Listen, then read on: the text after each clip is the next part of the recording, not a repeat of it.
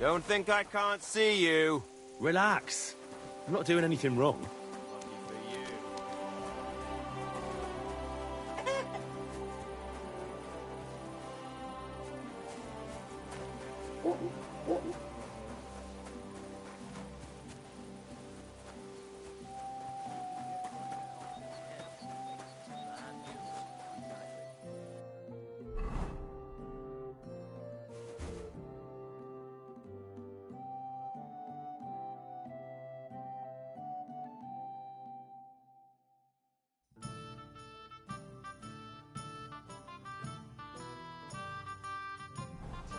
I'd rather die poor but young than to go through that. Lord be with you.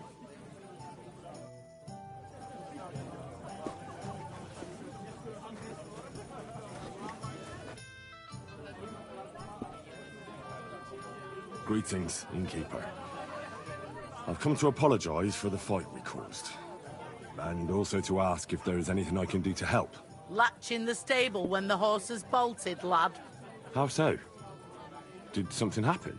I had a couple of humans come in here and get in a brawl with the locals. What the hell did I do that people fight in here all the time? Go and see Wojtek if you want. Maybe he'll tell you more than I can.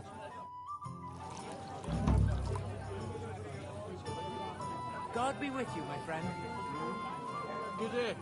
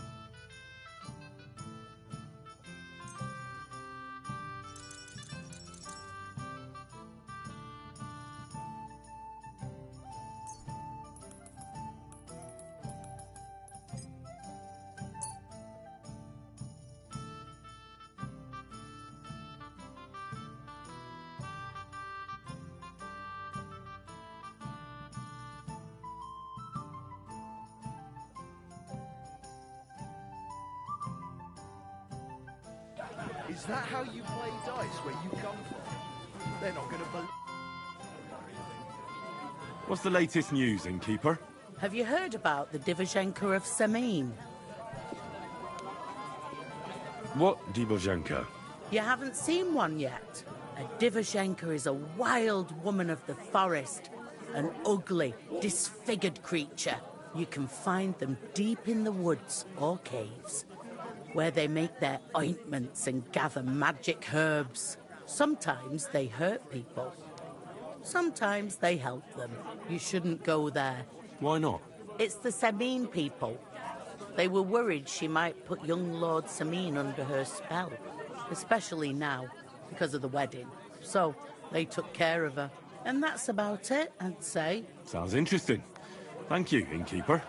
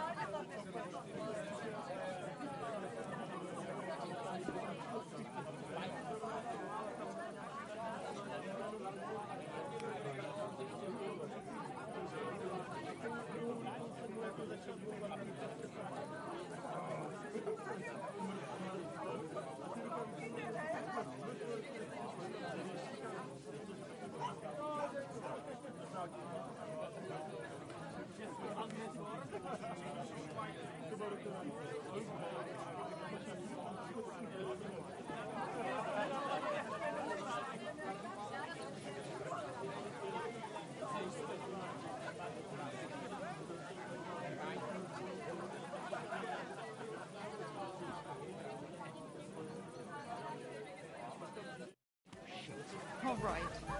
Good day to you. How about a kiss farewell? Are you serious? What about my marriage vows?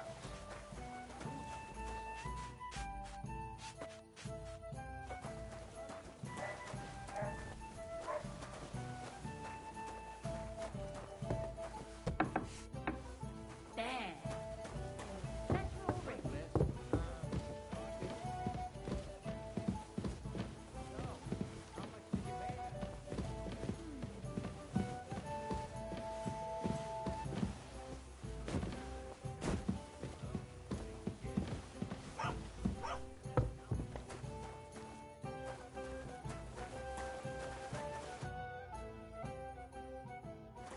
I apologize.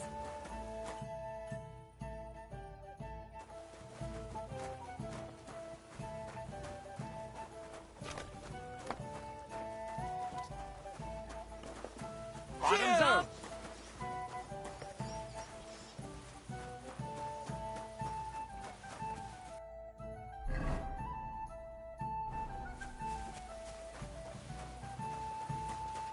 You better watch out for me. Got it?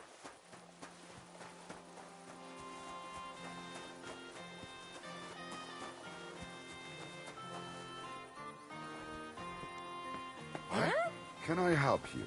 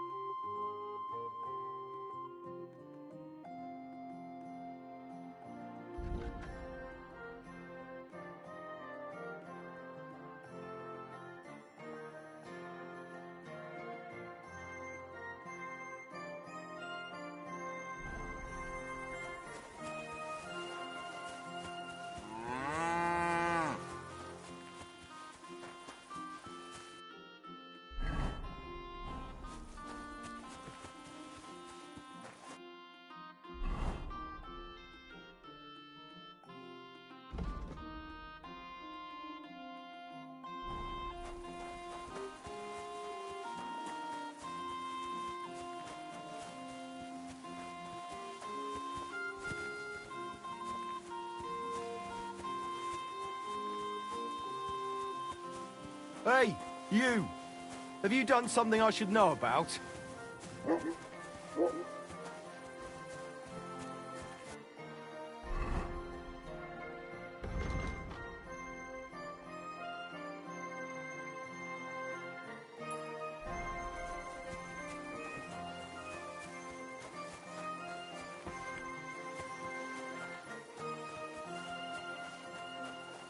You shouldn't be walking around in the dark.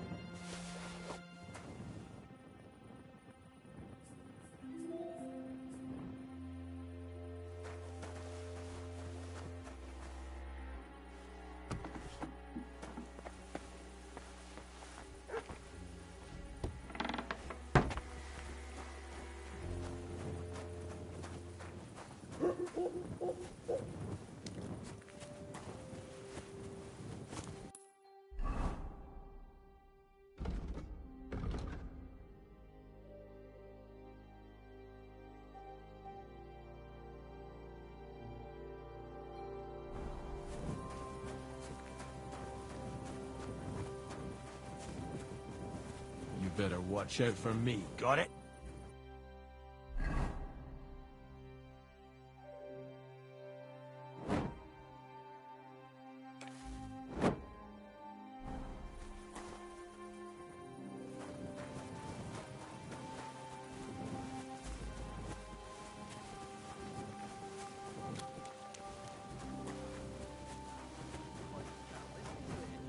Well, it's better than listening to news about bandits running rampant around here. I'm happy to think about something normal for a change. True.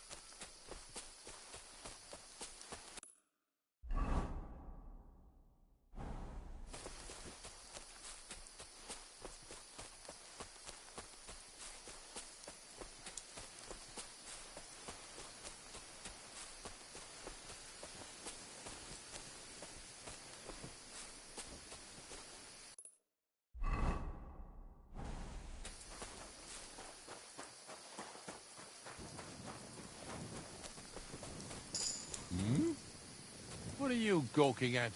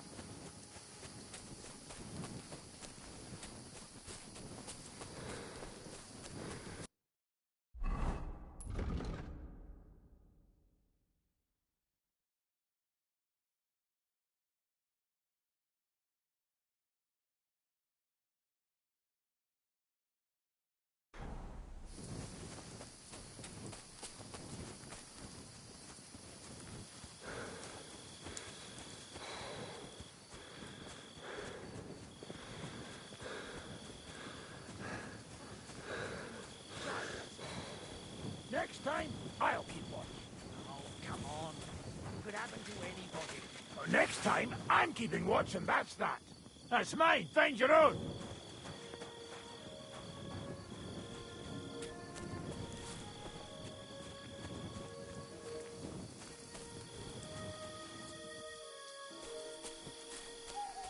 Watch out. Someone's coming. Where? How many? Your mother. Over there. Just one. You're such a prick. My heart's already pounding and you're fucking with me. Come on. I was getting bored, and I thought you were taking too long. You're unfucking believable. Do it yourself next time. At least it'll keep you busy.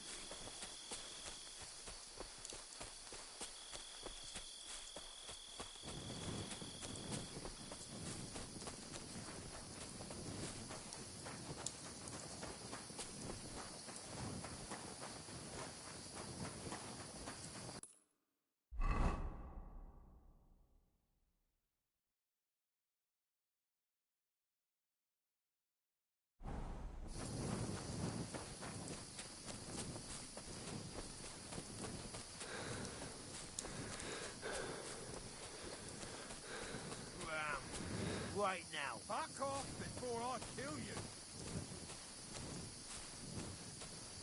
Get out of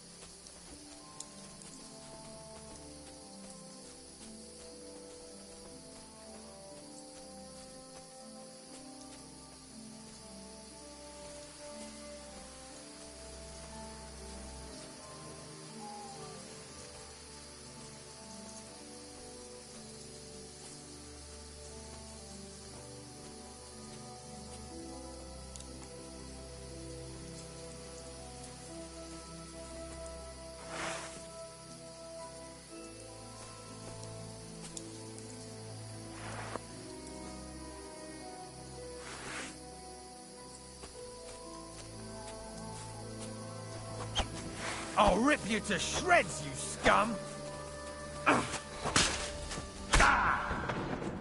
It's a wonder you're still standing!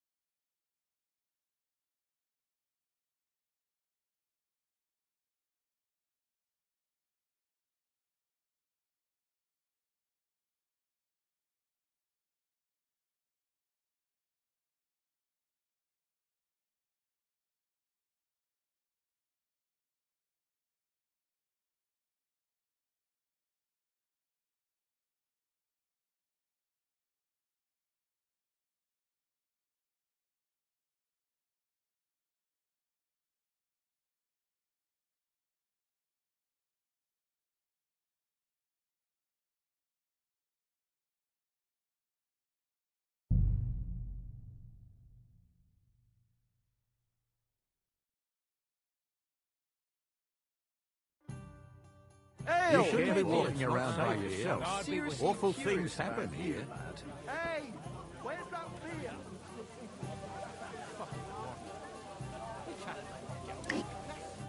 God be with you. Where are our lords? There.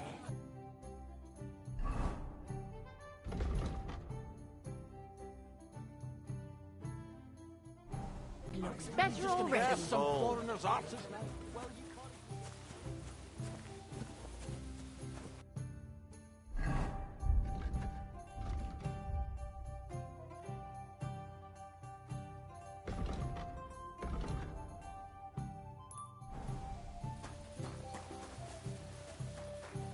Fuck me.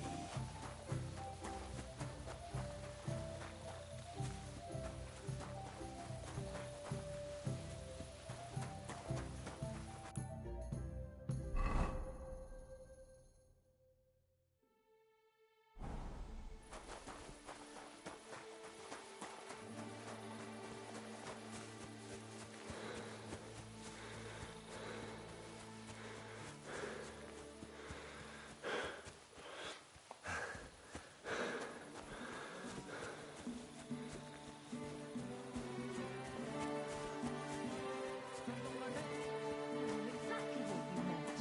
We'll get your money back, don't worry.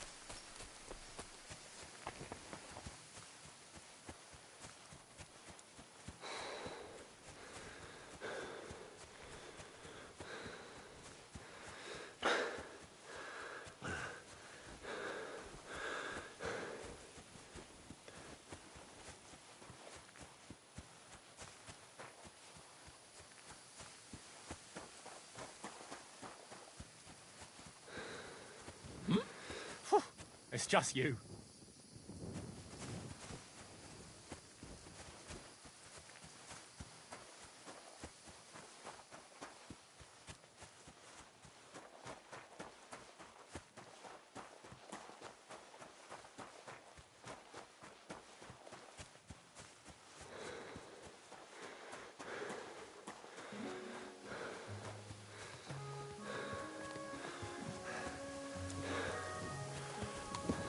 Hale.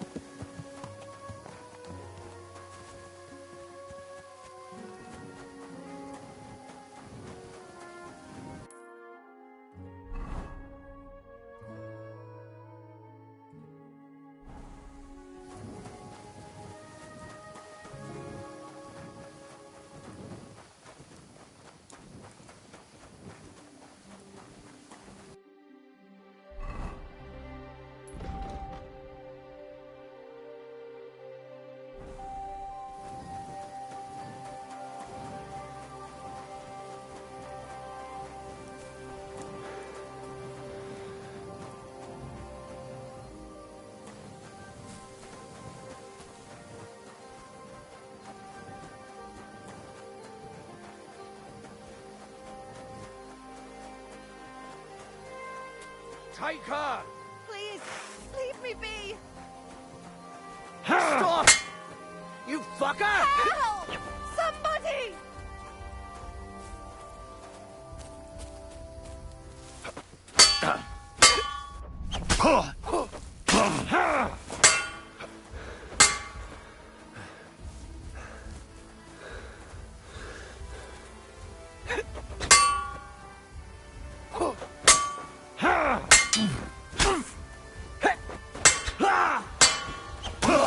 take another one like that.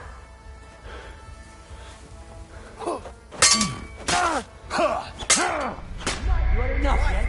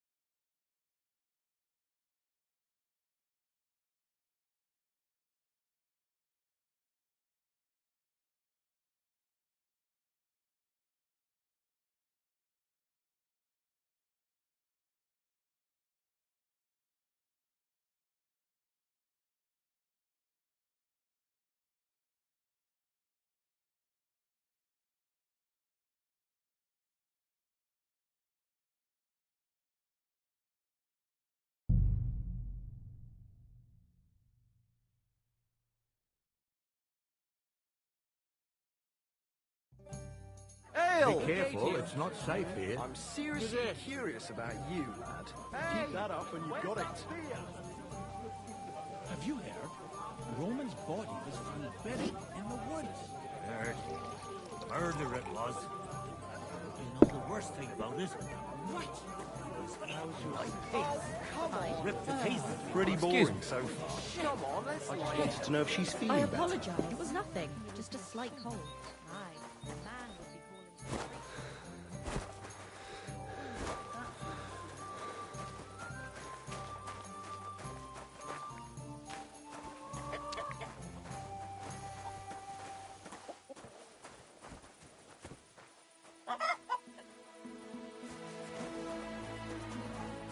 You shouldn't be out here alone like this.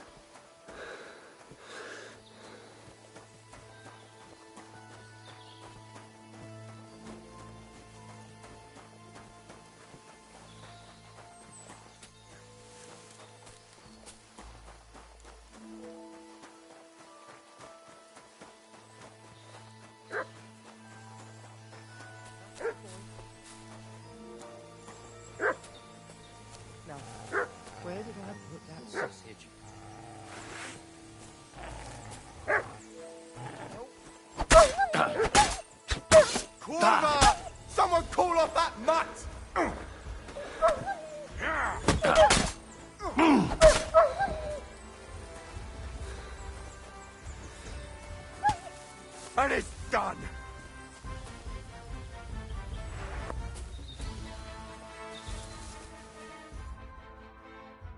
Holy shit. That was a close one. Thank you. I'd have been shredded to pieces if it wasn't for you. Jesus Christ. It was nothing, really. The main thing is you're safe. Nothing? No, no. I have to repay you for your bravery. Here, take it. It's not much, I know, but it's the best I've got. And thank you again.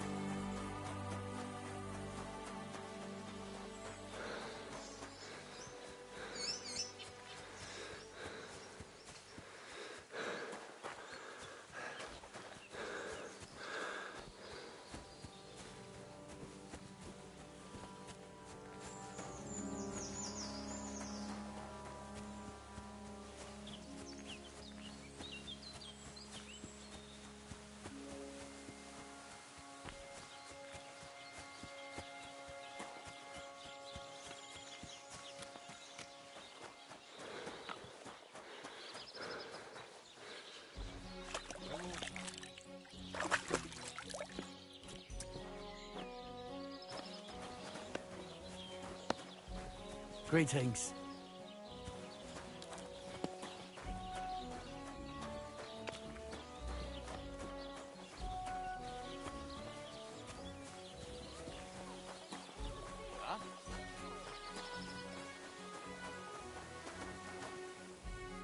Greetings. Do you need something? How you doing? I'm Henry. Nice to meet you. I'm Zdeněk. I'm a storyteller. I could tell you stories so sad they'd make the devil cry. Or would you prefer something so scary it'll make the hairs on your ass turn white? But it's a lot of hard work for me. Now, if you had something to drink or a couple of groschen, that might help loosen my tongue.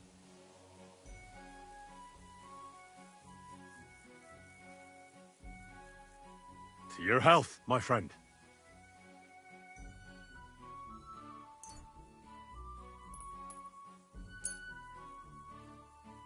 Thank you very much. I knew you wouldn't leave me high and dry.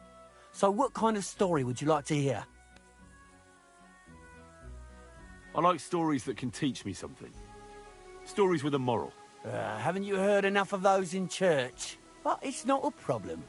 I have just the tale for you. And it's not one you'll hear from any priest.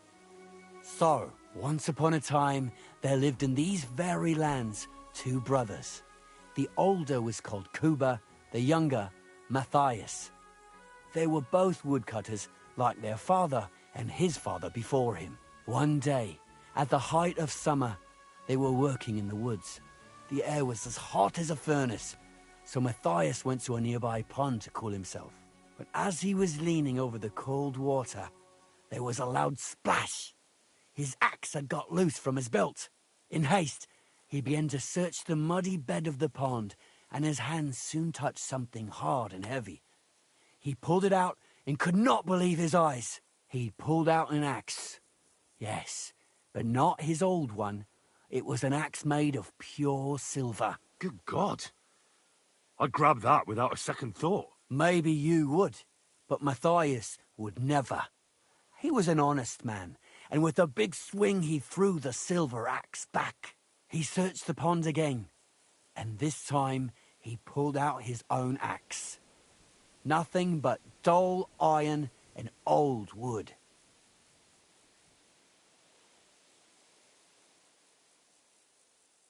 I reckon that was the right choice. Who knows who the silver axe belonged to? Well, quite. Listen on. Matthias was just about to leave when suddenly a water goblin came out of the pond, silver axe in his hands, and he said, "You're a righteous man, Matthias, and for your honesty, you may keep both axes." Matthias, not hanging around for the goblin to change his mind, took up both axes, gave us thanks, and ran to tell Kuba all about it. Kuba, however, was not best pleased with his little brother's fortune.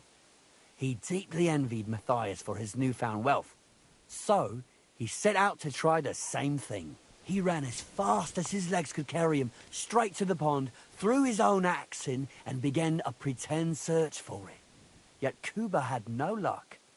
He pulled out the axe he'd thrown in himself. So he tried again. Tricked by sunlight, he grabbed something shiny, only to pull out his old iron axe again. Enraged, he hurled his axe back into the water and yelled, "Fuck this axe!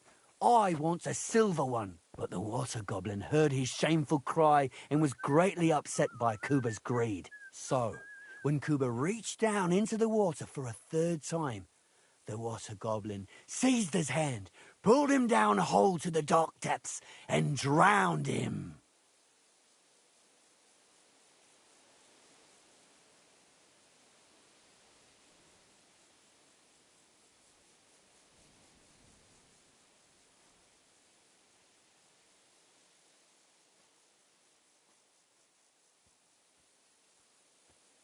Oh, that's so cruel. I feel sorry for Kuba. Aye, and so did Matthias. He went to the water goblin and begged for his brother's body so he could take him home and bury him. But the path back from the pond led over a steep hill, and carrying the weight of the waterlogged body exhausted Matthias. He stopped to rest by an old oak tree, and he used the silver axe to cut off a branch that would serve as a walking stick. But it wasn't enough. Somehow, it was still getting harder to continue up the hill. Then Matthias realized it wasn't his brother's body that was weighing him down. It was the silver axe. The axe was the cause of all this trouble. So he started bashing the silver axe against the big stone with all his might, trying to destroy it. Yet no matter what, he couldn't even make a dent. With the last of his strength, Matthias climbed to the top of the hill. He knew he could go no further, so he found a pretty spot with a view over the valley and dug his brother a grave. There, he buried both his brother and the silver axe that had brought such pain upon them. His final act was to stick the oak branch in the ground by the grave. But lo and behold, the branch grew green leaves and became a tree. The locals have had no dealings with the water goblin since then, but some have had the bad luck to bump into him. And when you walk by the pier, where it all happened, you can still hear his chuckling. That was a very nice story. Story? What story? It's the truth. Why hasn't anyone gone looking for the axe, then? Because it brings misfortune. Didn't you listen to me at all? Look for yourself if you wish. Rock Tower Pond isn't far from here. The Water Goblin's Pier is somewhere among the reeds. But leave me out of it. I'm fine here with my drink. It was good to see you. Greetings. Good day.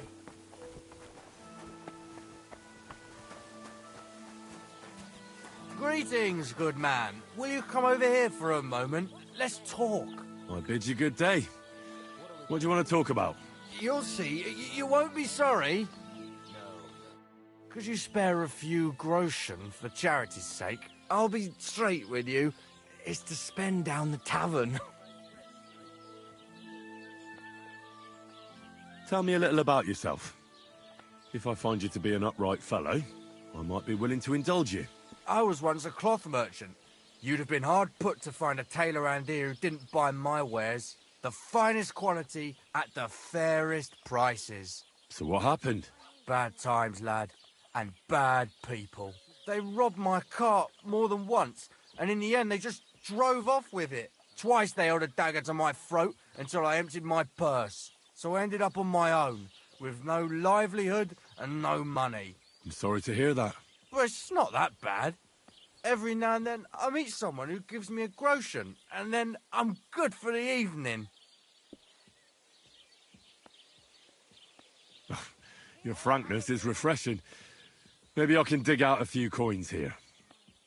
Thank you for your generosity. May the Lord reward you. I will drink to your health, and raise an ale to your horse, your dog, and your wife. I'm coming for you, ale wenches.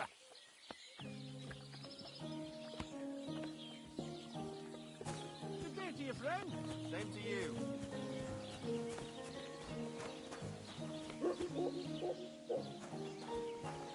Praise the Lord.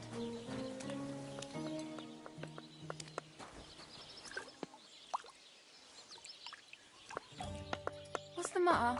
Did you drop something?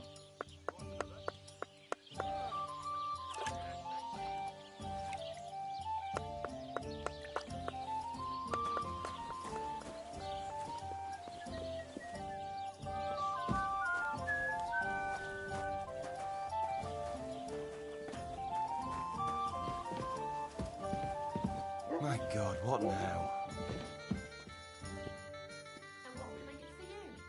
You're having problems with the Jelliavites? Not just me, my friend.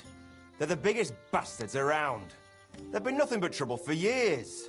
The winter before last, they piled snow in front of everyone's doors at night, so no one could get out of their house. And last year, they broke into my cellar and pissed in my beer barrel. Gracious.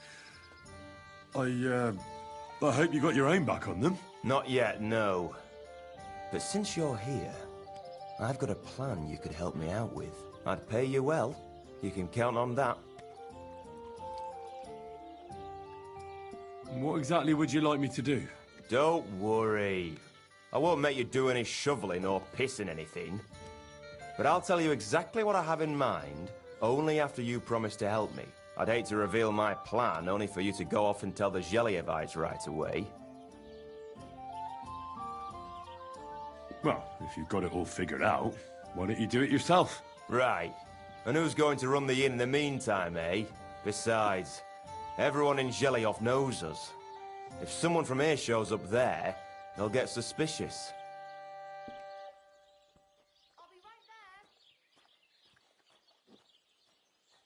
All right. I'll help you. Listen up then. Old Olbram, the owner of the biggest plot of land in Zheliov, has this beautiful bull. White as snow he is. The finest animal far and wide. Obviously, he's very proud of it. Very protective, too. Now I mean you, will give his beautiful snow-white bull a nice new coat of paint. Olbram is going to lose his mind.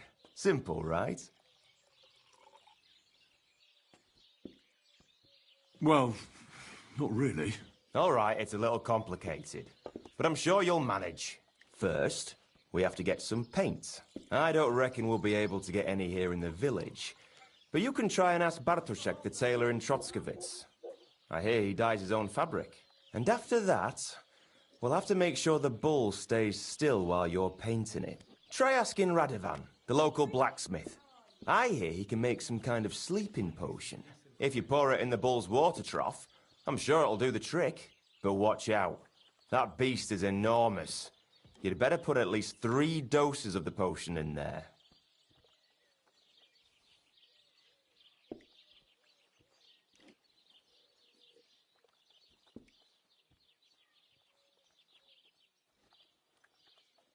How are your knees? Feeling better? Oh, yes. That ointment of yours is a gift from heaven. Now they only ache when there's a storm coming. That's handy, isn't it? At least you know when to round up the cattle and gather in the hay. Aye. When I'm old and infirm... Well, I have to say, I expected this to be easier. You could have at least given me the paint. Oh, ain't you a little princess? No guts, no glory. And remember, it's supposed to be a joke. If you get caught, or something goes wrong, the whole thing will be ruined. Right.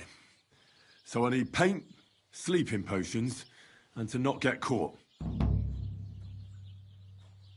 Why do you and the Zheliov lot hate each other so much, anyway? It's their fault. They keep playing tricks on us. Olbram's the worst of them all. The nasty old codger. He's always coming up with ways to mess with us. He's the one that stole our pasture. Innkeeper, what's taking so long? What pasture did they steal from you? The one that stretches from the orchard behind the Takov down to the gamekeeper's lodge. It's been ours since time immemorial, but the Zhelievites took it from us.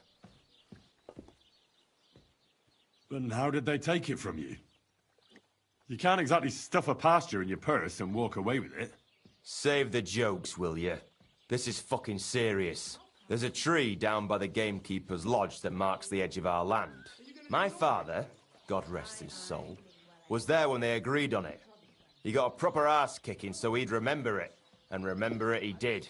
But then fucking Olbram came along, claiming it was the other way around. And that pasture belonged to Zheliov. Well, that's a tough nut to crack. And how did they take it from you? You can't exactly... Save the... There's a tree... But then... Well, can't you all just reach some kind of agreement? Do you think we haven't tried? But there's no talking to the Zhelievites. Year after year, we meet in that pasture. I tell it like it was, but Olbram always starts spewing his lies. Then we end up arguing until the sun sets. And when the Zhelievites are at wit's end, they come at us. And nothing ever gets solved. We managed to convince them to at least give us back half the pasture. But I know the whole bloody thing belongs to us. We can't just leave things like this.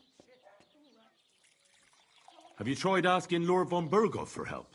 Of course, but he'd have none of it. He said it's up to the Trotskovitz bailiff to sort it out. But the bailiff couldn't care less. He said we should deal with Olbram ourselves, or he'll have us caned and clapped in the pillory.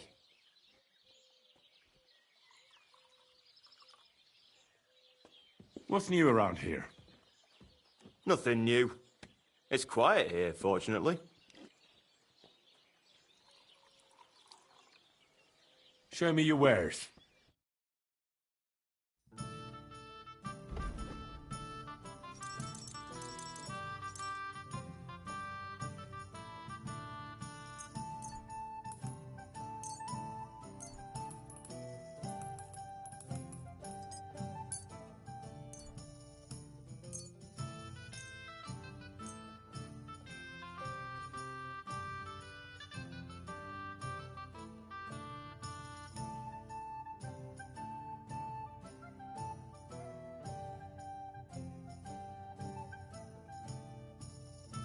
I hope you'll be satisfied, my friend.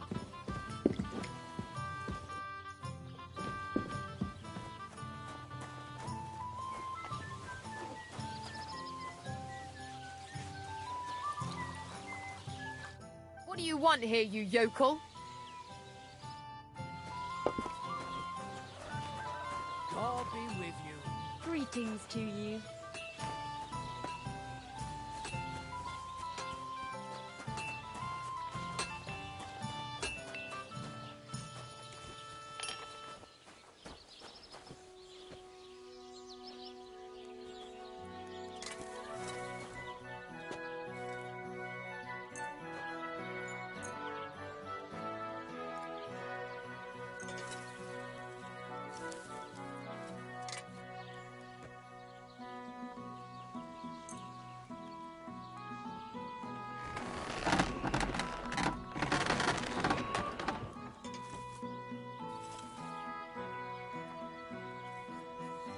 Great! Come back anytime, friend. Praise the Lord.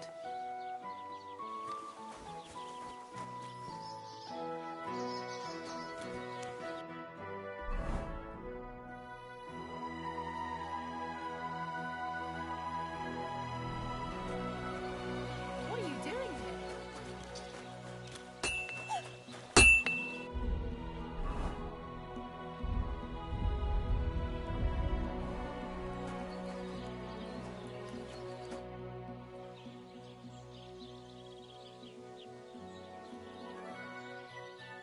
I need something that'll put animals to sleep.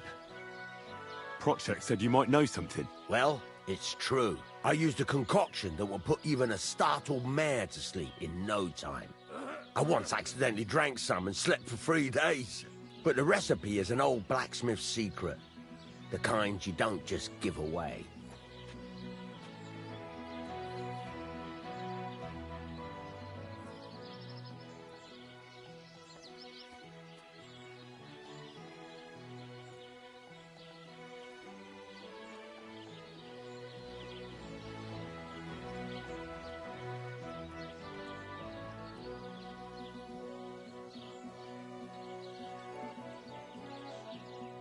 Well, I don't want it just for the sake of it.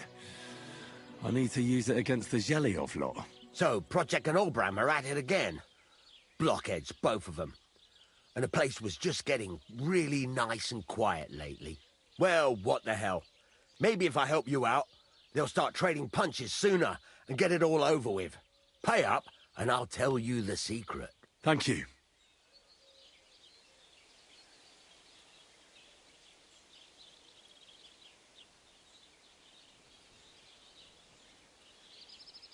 So, did you want to make a deal? All right.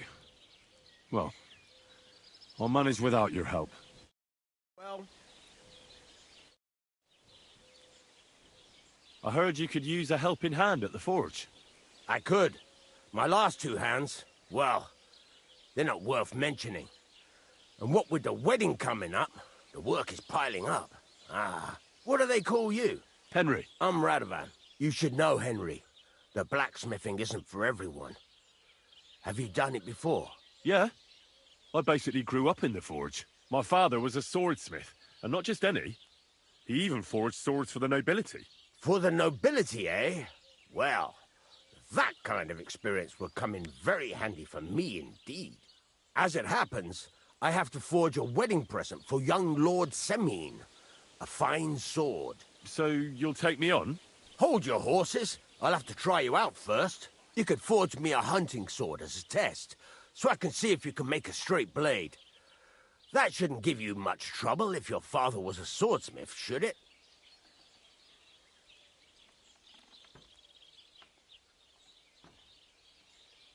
Sure thing. I can get started right away. Great. Find some iron and get started then. Iron? You can't make a sword out of butter, but if you don't have your own stuff, you can get everything from the chest in my forge. Farewell, my friend. Go over to the anvil and let's get started.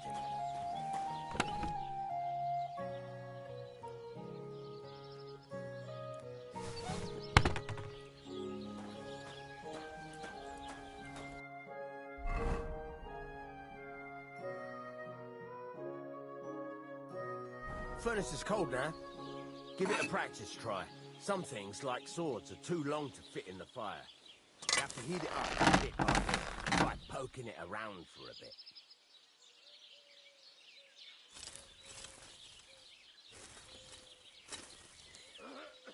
Now get the furnace nice and hot. There's a lever above you. Give it a pull. Work the bellows.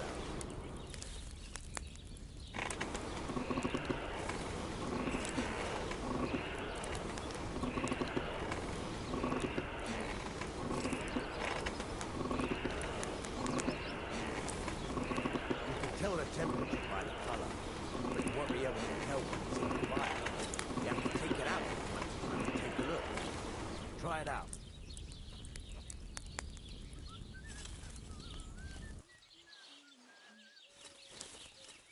See? It's the colour of straw, which is what you want. And you heated the whole thing up. Nicely done. Now you can go straight to the anvil.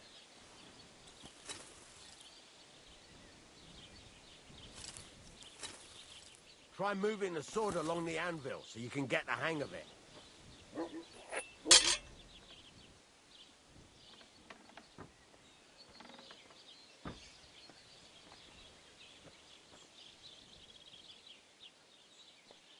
Now take the hammer and try hitting it a few times.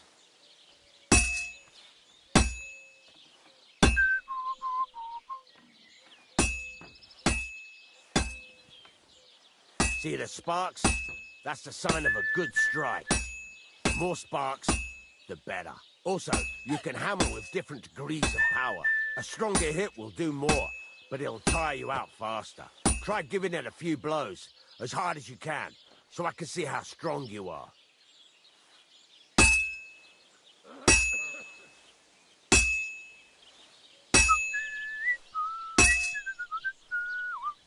That's got a nice ring to it. Of course, if it was all about hitting an anvil with a hammer, any dolt could do it. You've got to hammer the workpiece evenly. One hit next to the other.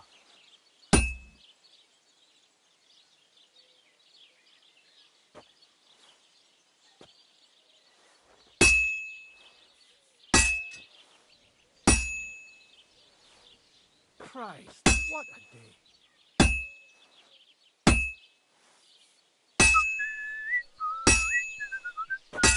Very nice. You're doing just fine. But when I say evenly, I mean it. A sword has two sides, like a lot of other things, including myself. Turn it over and continue on the other side.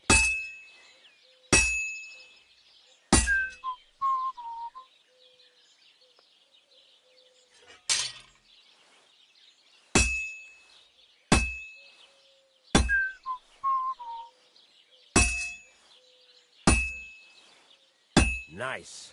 Now try forging it on both sides. The closer it is to being finished, the more it will take on the shape you want.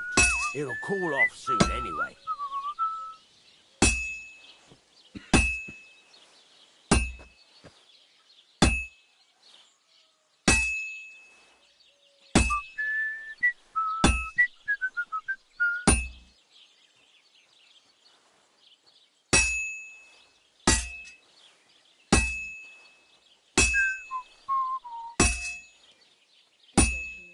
Aye!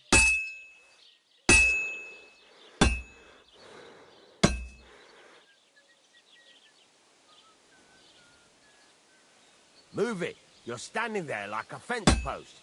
You call this working?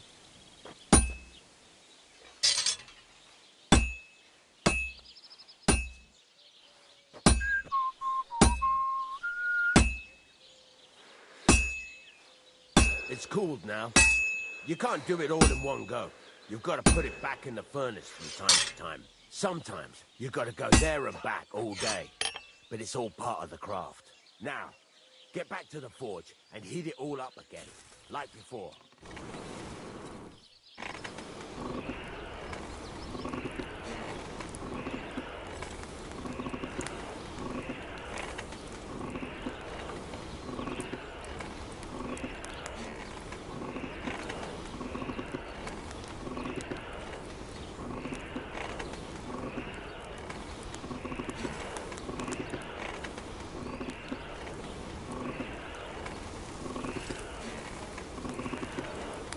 The whole thing is heated up now, so come over to the anvil.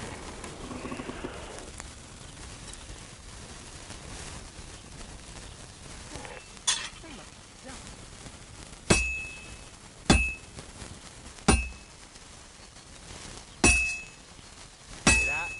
Besides the sparks, you can tell a good strike by the sound it makes. That's the ring you want.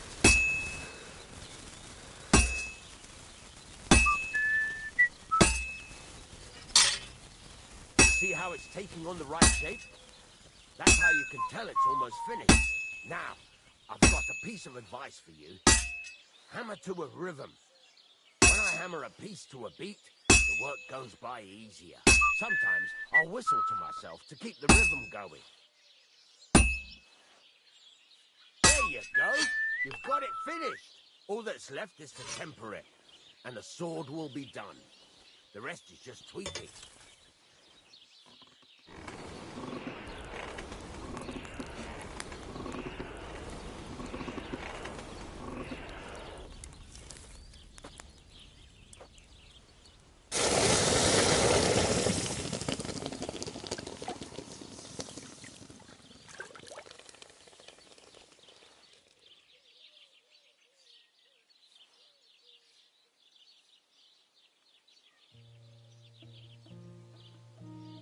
Right. Let's have a look. Very nice work. Your father taught you the trade well. He'd certainly be happy to hear that.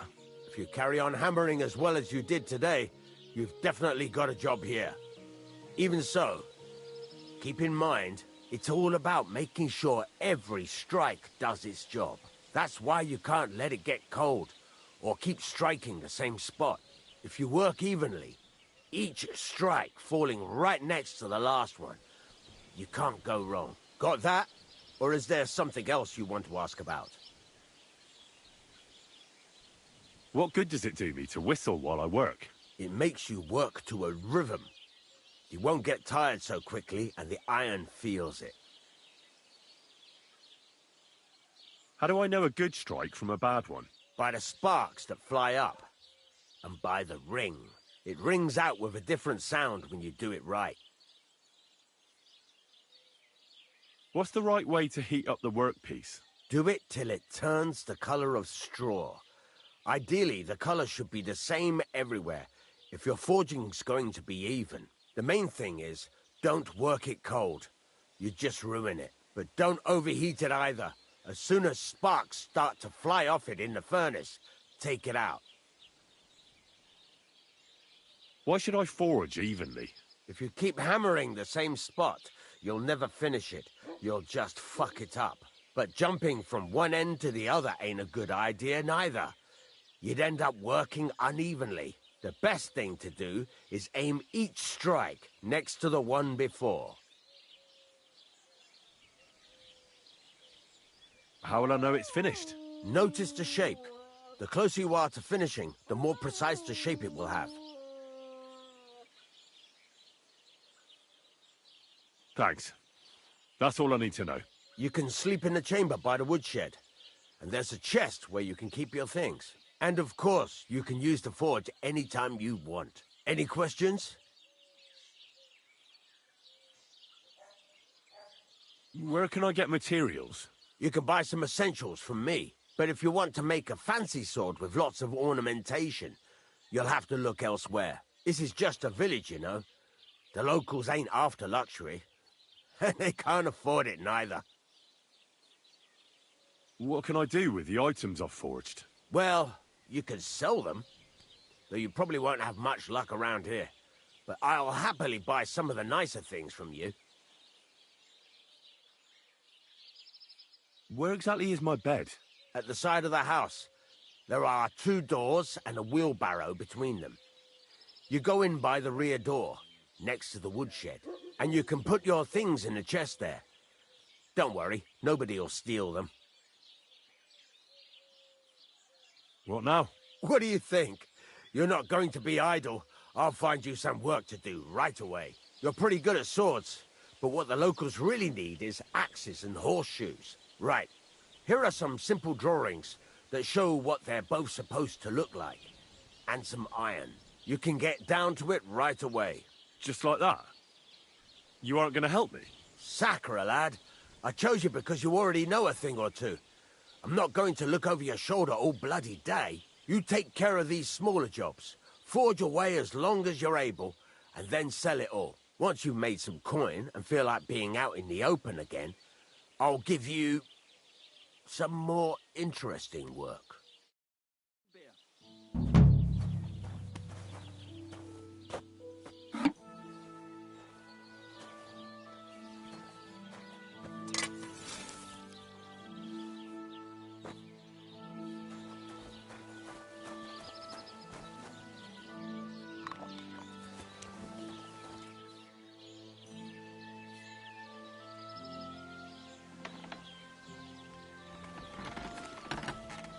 Greetings to you.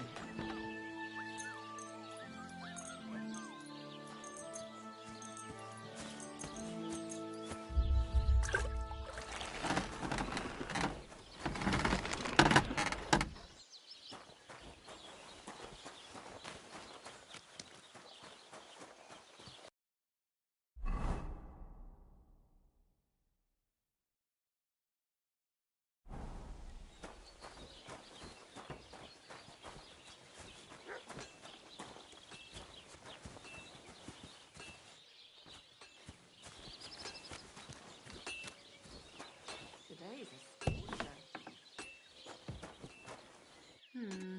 Maybe I should add some spices.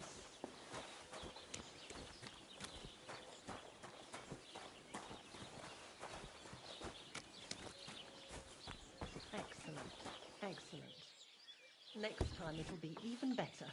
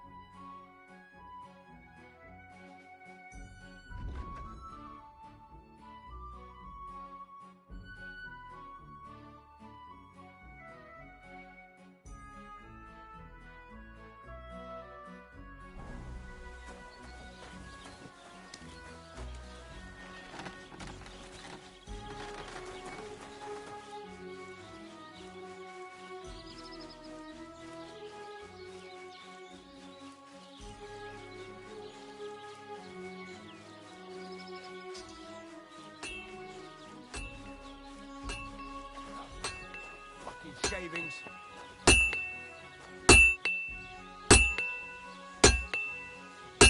Where are you? Pliers.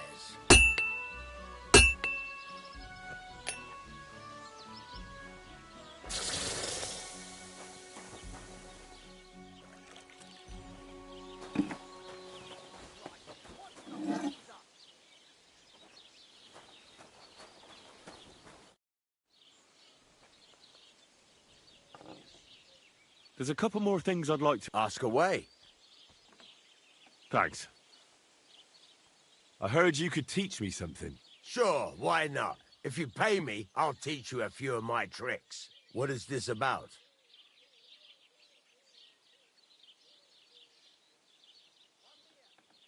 You said you have some more interesting work for me. What would that be? It's about those two idiot hands of mine, Venser and Franzi. They drove off with a cart full of goods towards Semine, and they never came back. Do you want me to find them? Just so. But more importantly, I want to know where my cart ended up, and especially the cargo. Go to Semine and find out what the bloody hell happened. Those two hands of yours, Venser and Franzi, what can you tell me about them? Can't tell you much. They're wandering laborers. I don't think they wanted to stay here with me for long, but these days I can use all the help I can get. Were they suspicious in any way? No, they worked hard. They ain't no slackers. And I can't say that about everyone.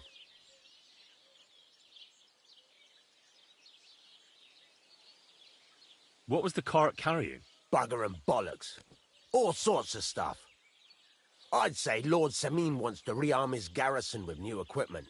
There were some hunting swords, bastard swords, crossbow bolts. I also fixed the trigger on young Semine's crossbow. And some kitchen stuff. Sacks of charcoal, all sorts of things. There's a good month's work in that cartload. Have you any idea which way they might have gone?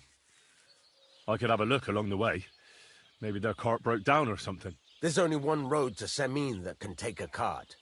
It leads from Takov to Troskovitz, and then to the south.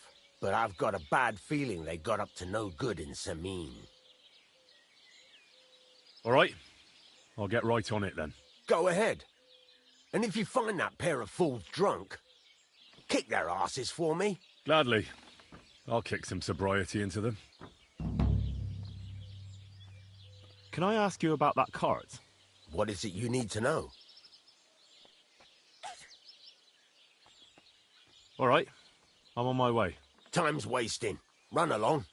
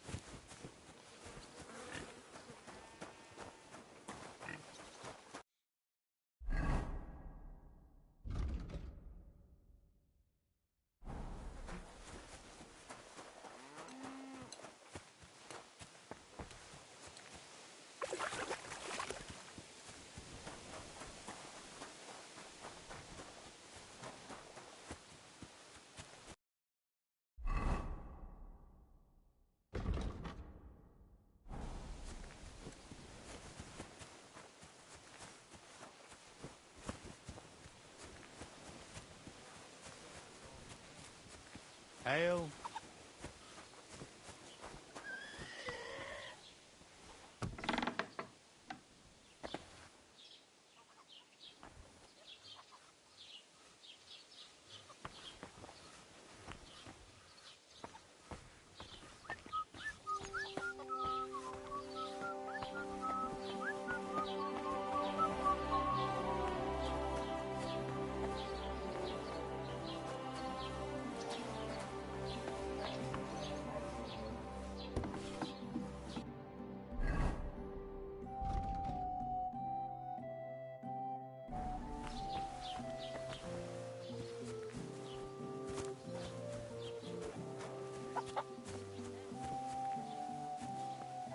What are you trying to pull, you scoundrel? The innkeeper said something went down at the tavern. Nothing serious. We just kicked those human scum out of the place. But the thing is, I'd sleep better knowing someone made sure they don't come back ever again. Someone... like... Like me? What an idea! At least you'd show you're worth your salt. After what you pulled last time, your reputation could use a bit of polishing. All right, then. I'll take care of the Cumans. Excellent. I don't care what you do with them. Just find their camp and make sure I never see them again. Got it? Seems they came from Samin. Try asking there. Someone must have noticed that rabble.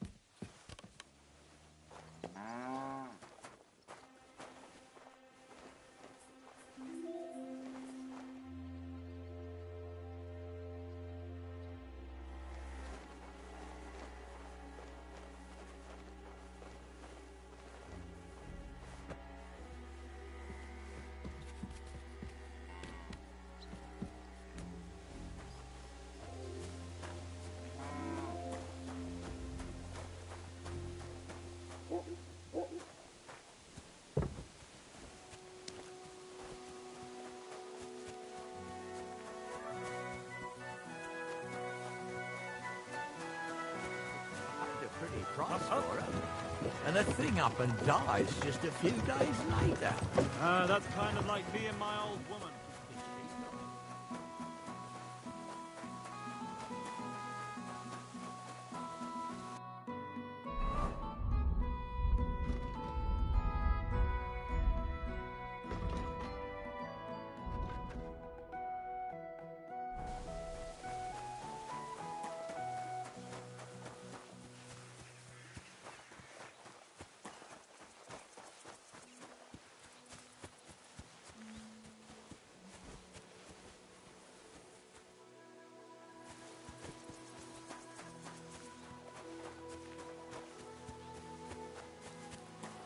Hail.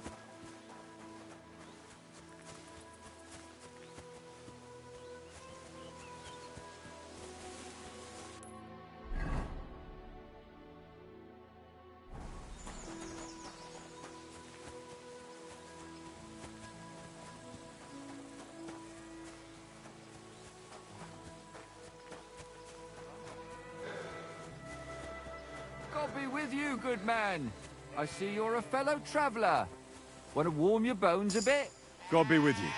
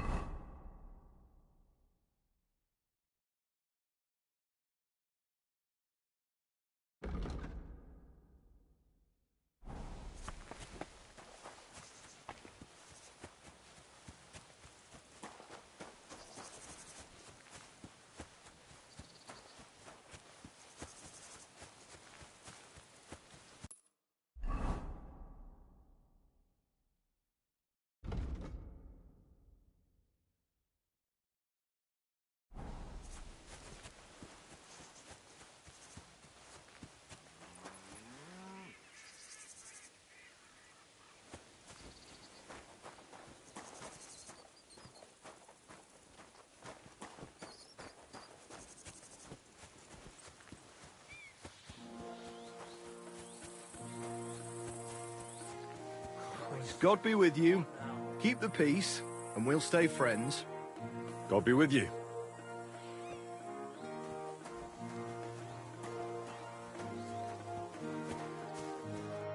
Good afternoon. Hail to you. I'm looking for humans, and I heard they have a camp around these parts. Do you know where it might be? I don't care about such nonsense, but try asking Lord Sameen or Captain Gnarly. They might know something. Thanks. I'll ask them. See you soon, my friend.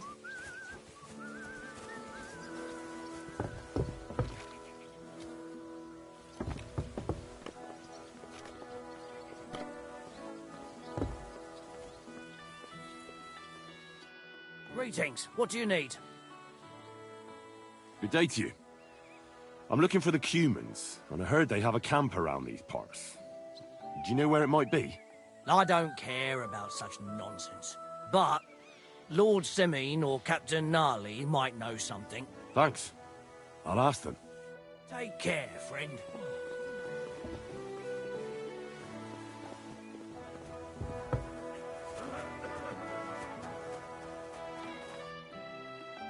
So I says to him, "No, father, I haven't been fornicating. I've just been loving my neighbour." Hey! You alright there, laddie? Oh, you should have seen him. He went as red as a cardinal's hat. Aye. Hey, servant, bring some wine. Me? No, I'm not a servant. Oh, I know. Old Samine is saving supplies for the wedding later. But you didn't need to bother your wee head about that. Look, I'm not from here. Oh. I didn't give a fuck what you're frae. You speak our language, do you not? Well, Yurko, seems to me this fella doesn't know how to behave toward his betters. The old man's hired hands are lacking in manners. We'll soon fix that.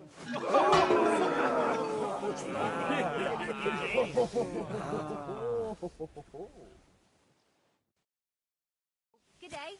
The mangy Go on! fucking Send him puppet off is his going on. Show the swine! I'm just getting warmed up, you shit.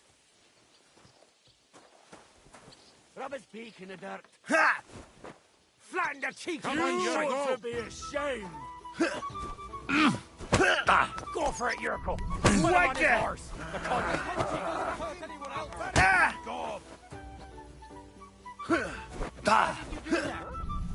Didn't they Here, won't get... Does anyone live by the Bible?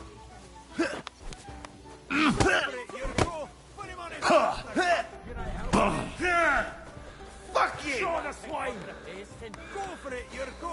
Put him on his arse, the cunt! Didn't it? Ha! Give him that shit Come on, Yurko! Fucking hell! Go for it, Yurko! Put him on his horse! The cunt!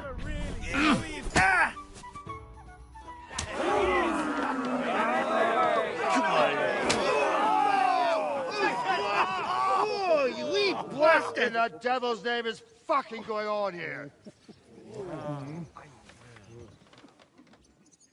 What do you think's going on, Grandad? I'm teaching your people here how we do things. Grandad? Why, Grandad? An old captain like you probably still remember the flood. True enough, Yurko. I am old. And I remember all sorts of things. Like you. When you were a little nipper running around here bare arse, with a ribbon in your hair, screaming out how you was Princess Sophie. Poor lad, hadn't a moment's peace from his big sisters. What about that way? Who in God's name are you? Henry. The Takoff blacksmith sent me. Radovan. Blacksmith, eh? Then you'll have some explaining to do. Come along and never mind that fool Yurko. Young Samin's getting married, so we has to put up with his kin from Moravia. We'll be needing a dozen geese. And I must tell Vashek to get 3 pigs ready for slaughter. And the carters will have to be sent to Yetchin to get at least a peck of poppy seed for cakes. And gingerbread spices. Oh, and wine, too. It's almost all gone. What we bought only last week. Enter! Sorry to intrude, sir. This is Henry, blacksmith Radovan's hand. Oh, excellent. Dorothy, leave us now. Just make sure that there's plenty of everything so long as it doesn't cost too much. But, sir... Not another word! Leave us!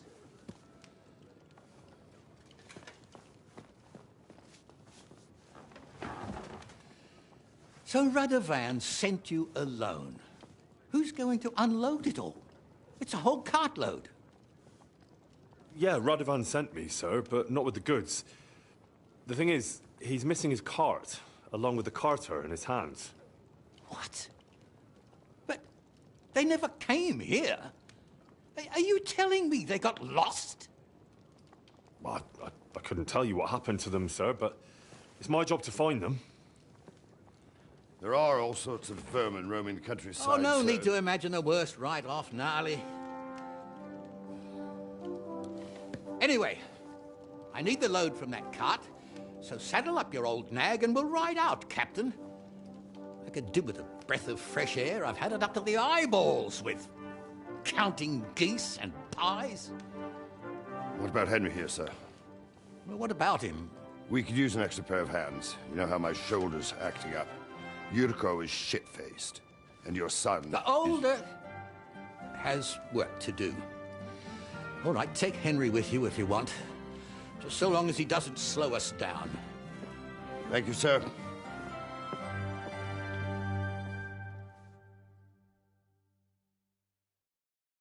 So, lad, you going with us?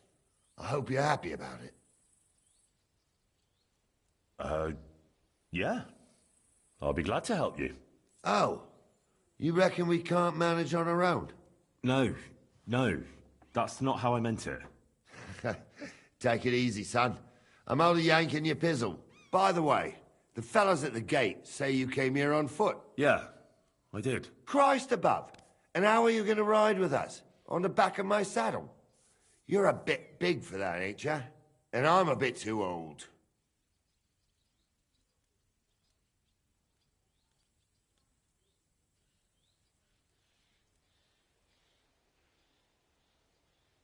I figured I'd just run along behind you. You could, but even with them young legs of yours, you'd hold us back. You're in need of a horse.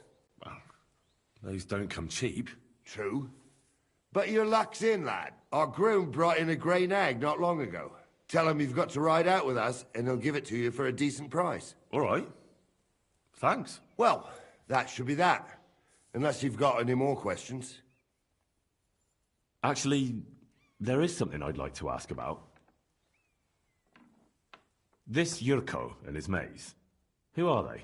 They're Lord Samin's kin. They're fine as long as they don't get too much booze inside them. Only they're from Moravia, so they're never far from the booze. But what can I tell you, lad? Each to himself. Besides, they stick with the family when push comes to shove. And you can't say that about everyone. And you, sir? What is it you do? Well, son, I wonder if I haven't made a mistake about you. If you haven't figured me out by now, you can't be very bright. No, I just meant, what exactly is it you do for Lord Semin? And your name isn't exactly very common. I'm the captain here, and I'm sure I don't have to tell you what a captain does. As for my name, it's a nickname Lord Samin's grandpa gave me. May he rest in peace. When I joined his service as a young fella, I took my gnarly club with me. Wouldn't use anything else. I was used to it. And more than once helped me to, well, win an argument. I broke many a hard skull with it. And it's still in one piece. We've been together so long, we even share the same name. You're lucky you didn't turn out to be Captain Knob. Or Captain Headcracker. You're right.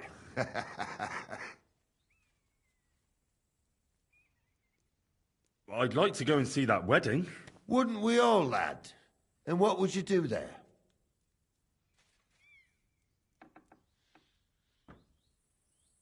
Well, I heard Lord von Burgov will be at the wedding, and I need to speak with him. Son, I don't know if you're serious or yanking my pizzle. Anyways, you're Radovan's hand, ain't ya? He'll be coming to the wedding. He's making a wedding gift for the groom. Stick with him, and maybe he'll take you with him. We should probably get going. That we should. But it's getting pretty late. We need daylight for a search like that. Come back in the morning and we'll set out. If you want, stay here. You'll get a bit of grub in the kitchen and you can sleep in the barn.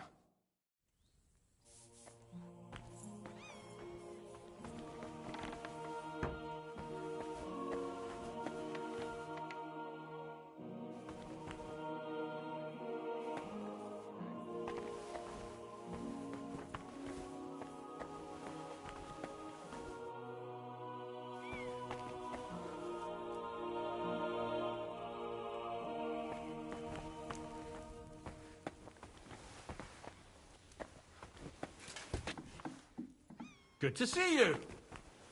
God be with you. How's the watch going? Not bad, so far.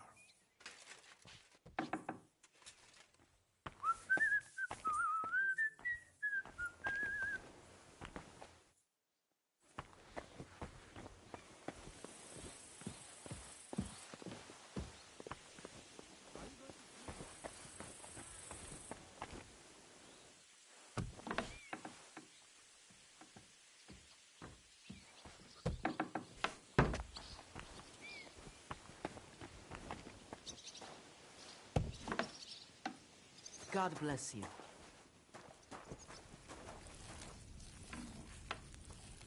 Are you going to break bread today? Aye, aye.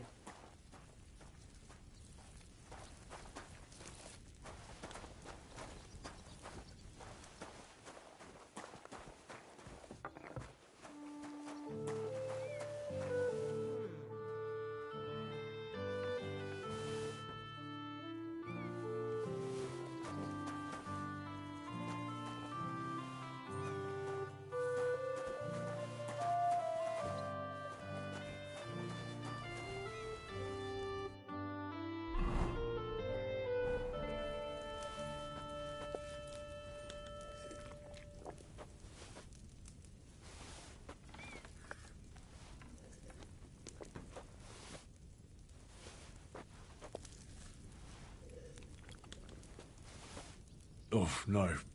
I'm stuffed.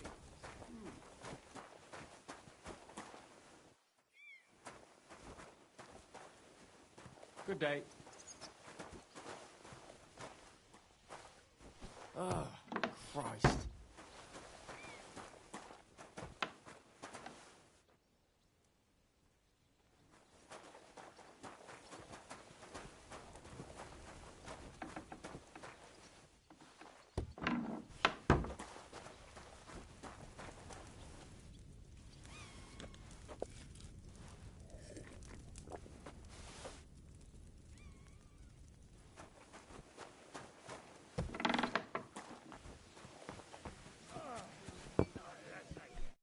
Don't get ideas. I wasn't at my best. But I'm not gonna scrap with you again. You've got quite an unusual accent. Where are you from? Can't you tell? From Znaimor in Moravia. Lovely country. All vineyards and bonny lasses. Well, you don't like it here? You see any vineyards and bonny lasses here? The locks are broad, all right. They didn't exactly lift your spirits, but more the other way around. You're related to the Semines, if I understood right. Aye. I wouldn't be here otherwise. My great-grandmother married young Lord Semine's great-uncle. It's not every day that your, first cousin, once removed, gets married.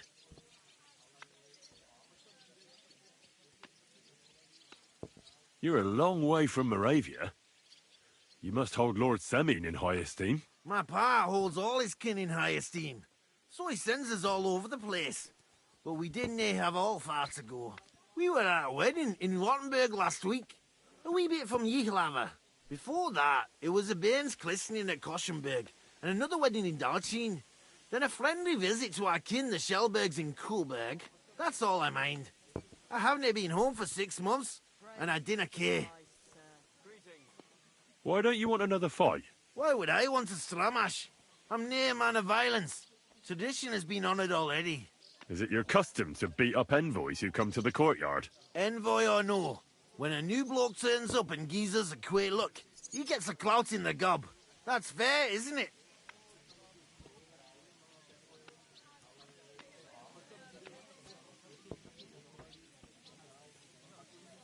Well, no. It's not a custom where I'm from. See? I learnt you something about Moravian ways.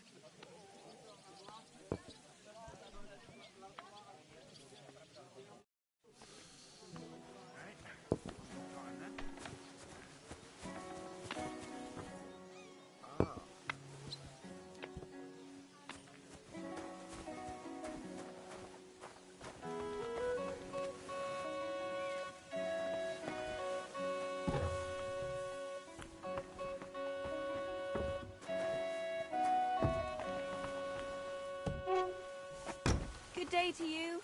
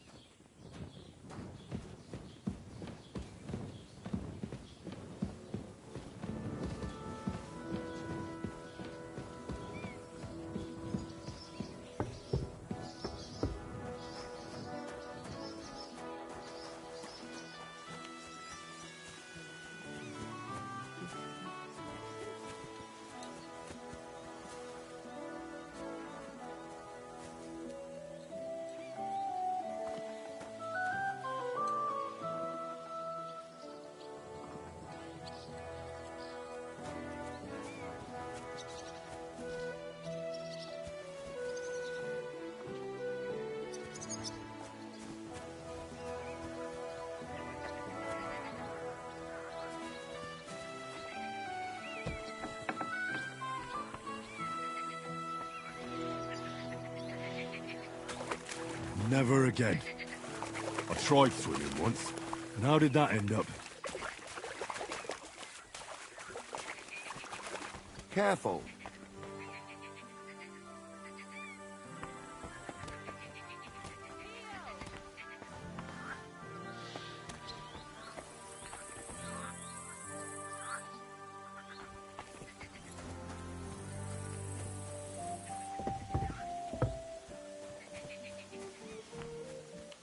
God bless you.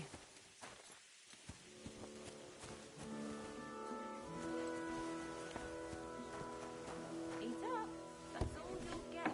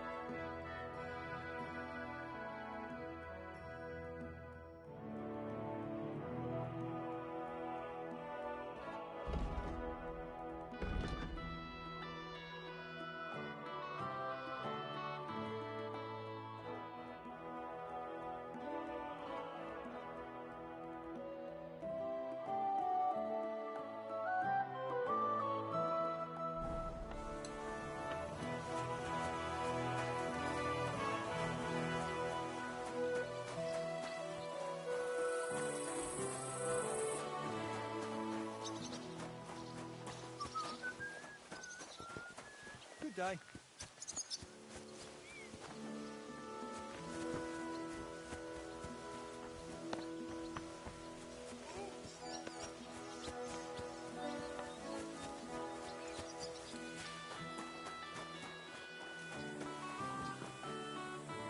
Wait, that's my Pebbles, my girl.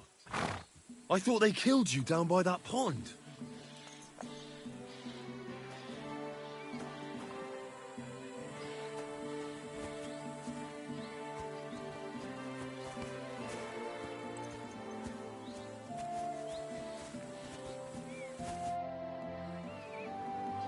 That grey horse you have grazing here is mine.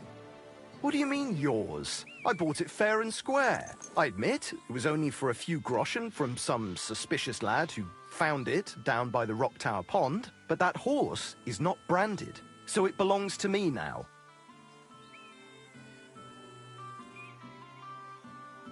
Who sold her to you? I told you already. Some young lad. He wasn't from here. What did he look like? Where'd he go? You're a bit hasty, eh? He had black hair and a big beard. And he looked like he'd been sleeping in the woods. And his breath smelled like hell. But I couldn't tell you where he was headed. She's my horse. I rode in on her from Ratai, in the retinue that was attacked down by the pond. Right. You happen to need a new horse, and this one just happens to be the one you already own. Does it have your brand? It does not. So you are out of luck.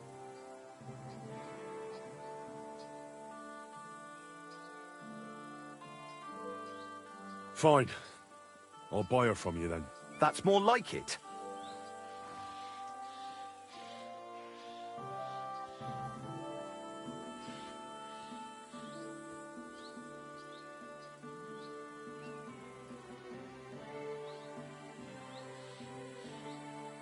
I changed my mind. What do you have for sale?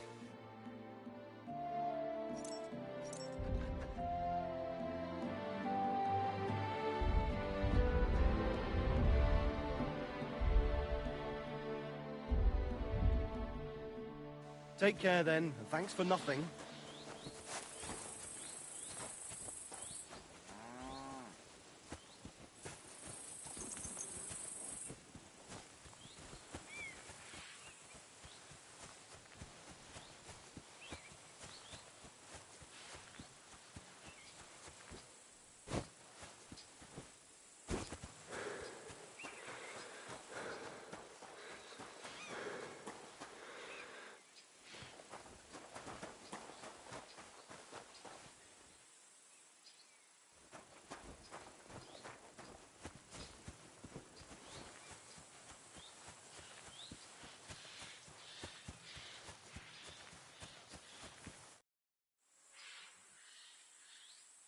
Captain, do you know about a Cuman camp somewhere in the area? Well, I've seen some humans hanging around the Rock Tower Pond.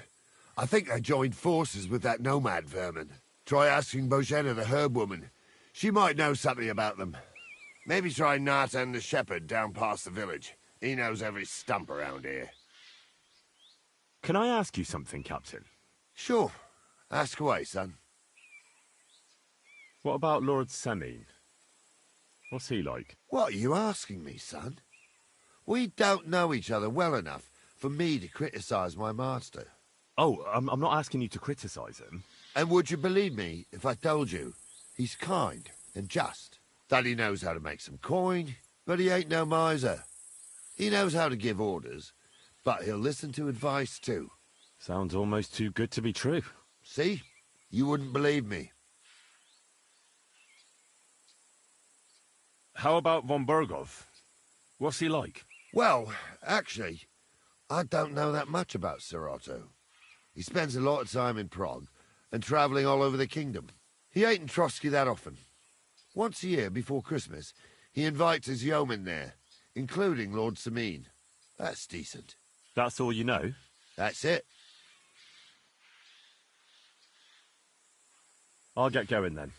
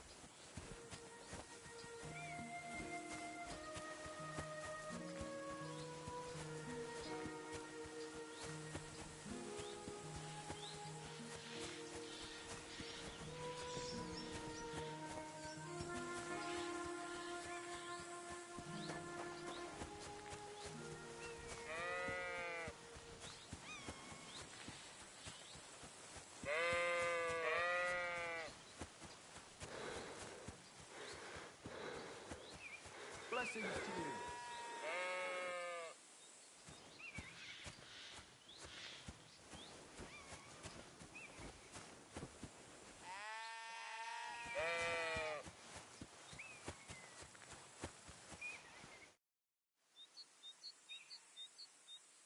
Have you seen a stray dog around here? I haven't seen a dog, but lots of wolves. Last I heard, they were causing problems for Siegfried. He tends his flock up at Kopaniana. It's west of Trotsky. Go and ask him. I already spoke with him. Can you think of anyone else who could help me? What about the gamekeeper? Maybe, if you're lucky, he'll be sober. I hear that some Cumans settled somewhere in the area. Do you know where their camp might be? Aye, they put up tents by Rock Tower Pond. Why do you want to know? They had a disagreement with some of the locals at the Troskovitz Tavern. So you're going to kick their arses, eh? Cumans are mostly vermin, but them fellas seem all right. They look like they're pretty friendly. Take care.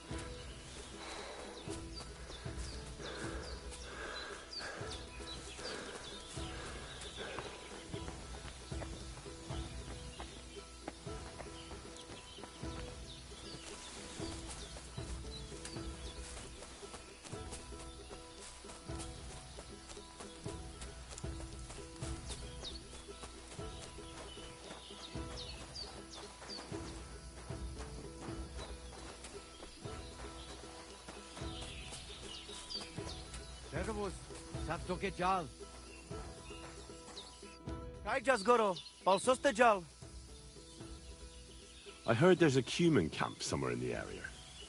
Do you know where it is? Yeah. What do you want from them? They are good people. I just need to talk to them. Better to talk to the voivod.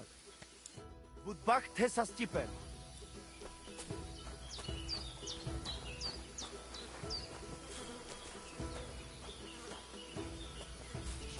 Christ be praised. Namistas, tenamistas.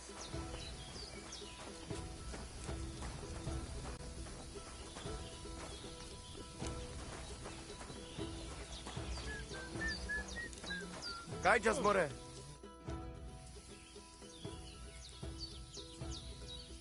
Are you in charge of the horses around here? Aye, you got that right, Mora. Me and my stallion Dan have all the horses in the region under our thumb and hoof. All the horses in the region? What does that entail? You will see for yourself when you bring me one. I will take any horse, as long as it is alive. Where you get it from is none of my business. I will buy it for all the groschen I can scrounge together. You found a nice source of income, I'll give you that. And if you just happen to like the horse so much that you would like to keep it, perhaps because you still go everywhere on foot, I would be happy to teach it to listen to you like a proper Romani man listens to his voivod. For a bit of coin, that is. Of course you will have to pay me, not the horse. It will certainly be cheaper than buying one from those bastards at the stables. All right. Where should I take the horse? By the pennants I have here in the camp. Either I will be standing by them, or my horse Tooth will be looking at them hungrily. I'll keep that in mind. I wish you a blessed evening.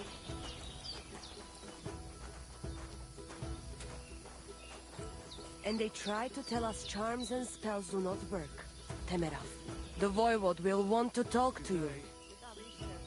Midelo del tu kelachirat. Falsos te jas. Goro. I heard there's a cumin camp somewhere in the area. Do you know where it is? What do you want from them? They are lache manusha. I just need to talk to them. Ja talk to voivod. Gajo. They have his baktalo, more. Tetumenga, you look just like that Gajo. Medel odel tu kelachirat. Kames vare sogoro.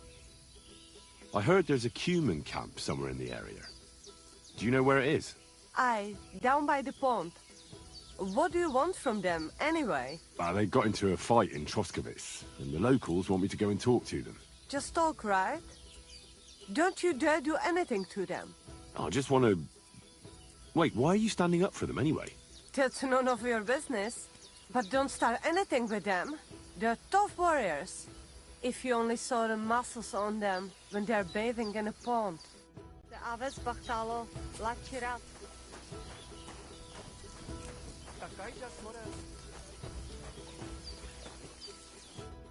Oh, it is you, Chaches. What are you talking about? You are that chavo from my dream, Jalas Mangesuno. You came to me. The Terno Gajo, friend of the Roma with clear eyes. The one who has suffered much. A stranger to take on the task that shall unite our familia once again. Or divide us forever. What? What's a chavo? What am I supposed to do? Go and see the voivod. He will tell you more. I heard there's a cumin camp somewhere in the area. Do you know where it is? Koda Chacho. They put up tents down near the shore of the pond.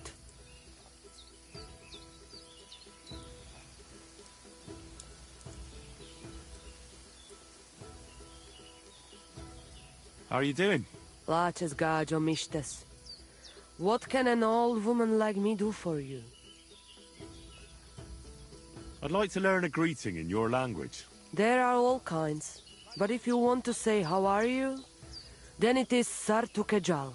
And if you want something a bit less ordinary, it is Kaijazmore.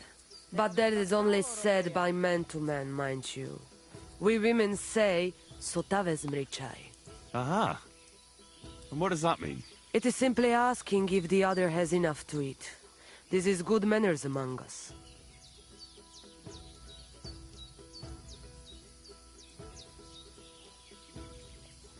Where did you come from? Ay, Gajo. From God, of course. I mean, where were you before? Ah, I see. Well, in the winter we are always in the south. And in the summer we go north. And over again, like that? What do you mean over and over? There is the East Road and the West Road too, right? Wait, you really don't know where you'll be next week? You guessed it, Gajo. We do not know, and we do not want to know. God always takes care of his children. Why do you travel the world? Why don't you settle down? And why do you not settle down? Instead of jumping from the frying pan into the fire, Gajo. Oh, that's different. I'm serving my lord. While we have no master, just the sun and God above us, and the grass beneath our feet. So hincha chipen andro jivipen. Tell me something about the Roma. I realize I don't know anything about your people. What can I say? We are people and Christians, just like you. The only difference between us is that we live on the road, while you are cooped up in the same cottage from cradle to grave. It is a free life for free people. Though it is true we often have to move on, because we are driven out. How do you get along with the locals? It's always different. Sometimes the women folk could kiss my feet when I cured their pains. And sometimes they are more likely to burn me at the stake just for being different. And what makes you nomads different? You know, Gajo, nothing and everything. We live our lives as if each day could be the last. That is all. Try it. And you will see every sunrise like it is the first time again. What can you tell me about your husband, the Voivod? May cholera strike him down, the scoundrel. The last thing I needed was a man like him. But I did not have any better ones at the shop. Really? Oh, yes. Like I always say, the best barochero under the sun. But his stubbornness will be the end of me one day.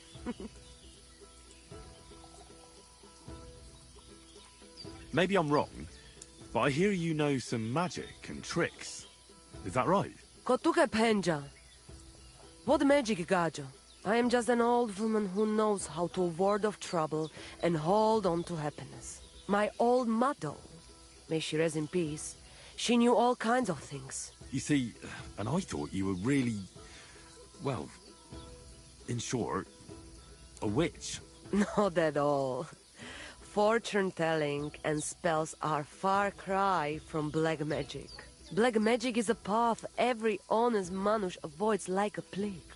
My power comes from God, and I use it to serve only him and good folks.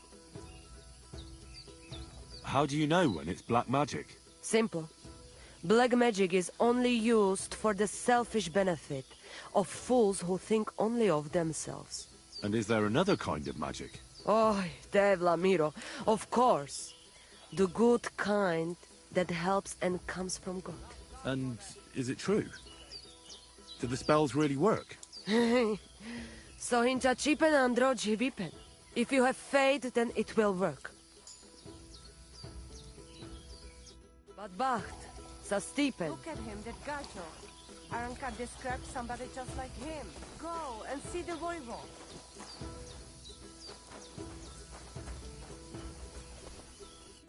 A good Abend, friend. Fine. Tell the Voivod. It seems like Aranka was telling the truth. Ha! It's you, Gajo. Aranka's prophecy is coming true. What? What Gajo? You come to save our family from this disaster. Save how? What are you talking about? Slow down and tell me what happened. How can I slow down, Gajo, when my Shea Marika is gone? My only daughter, gone. Her empty tent is all that is left of her. If Aranka's prophecy is true, you must help me.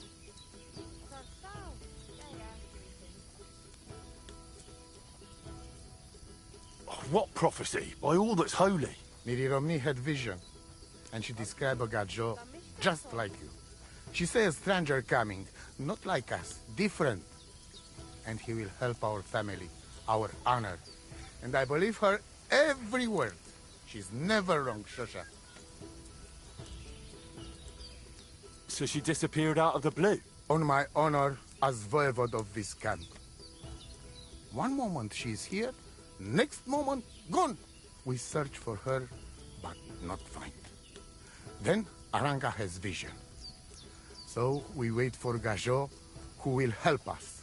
And now, waiting is over. It's written in stars and how birds fly. I know nothing of such things, but everything Aranka says is true. Will you help me? Will you help an unfortunate voivode? I will reward you, do not worry.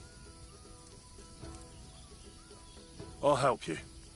I'm sure we'll find her. Dear God, I know something good will happen the moment when I see you. But hold on. You have to tell me more about Marika.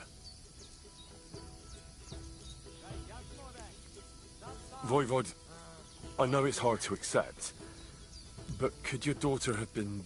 No! But... I said no! I just mean... I am voivode, and that means I am wisest in all camp. I have letter of safe conduct from the king, guaranteeing safety and freedom for my camp. And when I know something, I know it. Tana? Where's her tent? Maybe I can find something in there that'll help with the search. We look through everything here. That's Zeratu. Nothing. Still, I'd at least give it a try. Mishto. But don't waste time. Marika, she sleep under a kind of oilcloth right next to Aranka's shop. She always liked the open air. Where and when did you last see her? It has been 2 days. We even follow her tracks past her woman's hut, and then on towards Apollonia. You mean Bajana, the herbalist? She didn't advise you? I do not know the Johani's name. But I know she does not like nomads. She say she don't know anything. And if she know, she will not tell us. Such disrespect. Pooh! Be bucked! I think I know everything I need to know. Please, find Marika and bring her back. Good wacht, Cesar Stipen. Good day. Mr. Spalikerau. I'm looking for humans. We're supposed to be camping somewhere nearby. Kodashasho. They put up tents down on the shore of the pond. But do not mess with them. They have good hearts. Aveți bahtalo, more. Anamistes, Sarnila.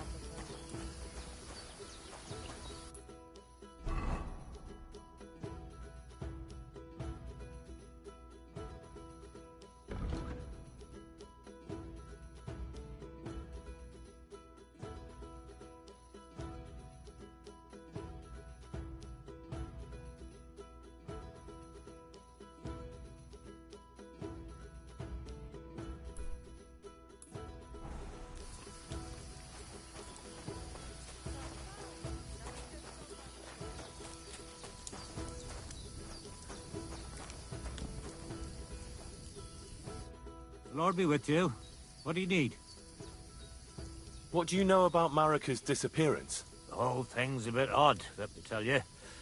Nobody knows for sure how she went missing or where she went. And the voivode doesn't want to talk about it. I'll be with you.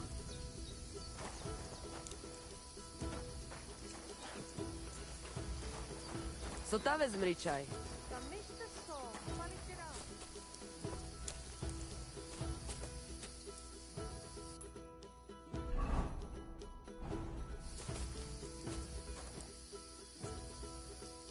Nice scarf. Must have belonged to Marika.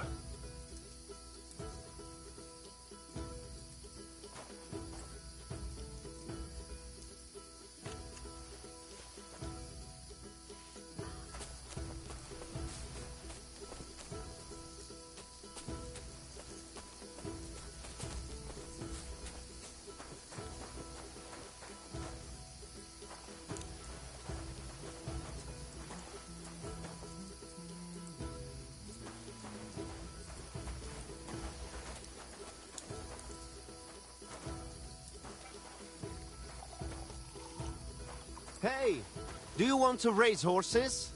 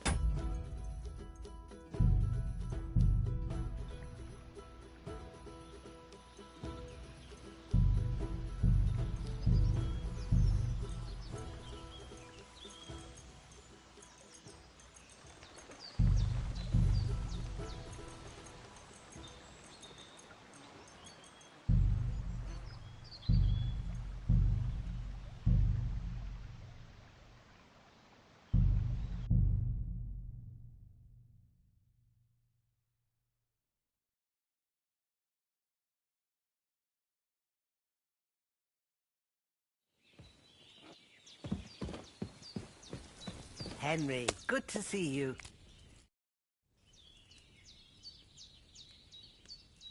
I'm looking for Marika, and I heard you know her. Marika. I do know her, but why are you looking for her? I promised to help her father, the voivod from the nomads camp. He's worried about her. Well, you helped me, Henry, so I'll help you. Marika was here with her lover, but he was in rough shape. Blood everywhere. What? Her lover? What happened? Aye, with Bohush from Samin. Poor girl. She was terribly afraid of something. I begged them to stay here, said they were in no danger here. But nothing came of it. I went to pick some herbs, and when I came back, they were gone. Do you know who she was so afraid of? Everyone, as far as I know. Her own family and the people of Samin. How come?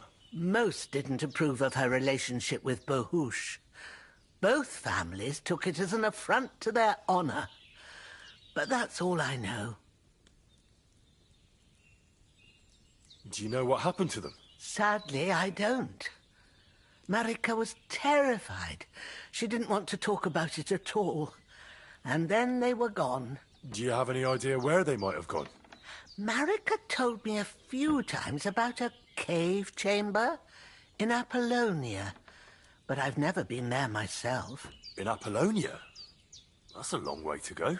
At least you can see how scared she was to stay here. I fixed Bohush up the best I could. I hope they made it. Do you know where exactly it is? I do. You start from Trotsky and go in the direction Where the woodcutters cleared the biggest gap in the forest. The entrance should be somewhere on the right side of the valley. There should be one little rock wedged between two big ones. I remember that, because Marika told me that she sometimes feels just as small, like she's stuck between two big worlds. Thank you. I'll try to find her there. Well, that's all I know about her, lad. All right. Thanks for your help.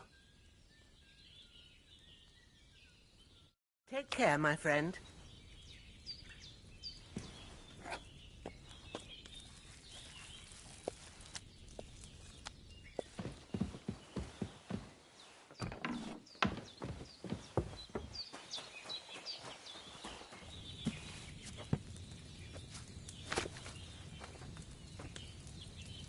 Good day to you.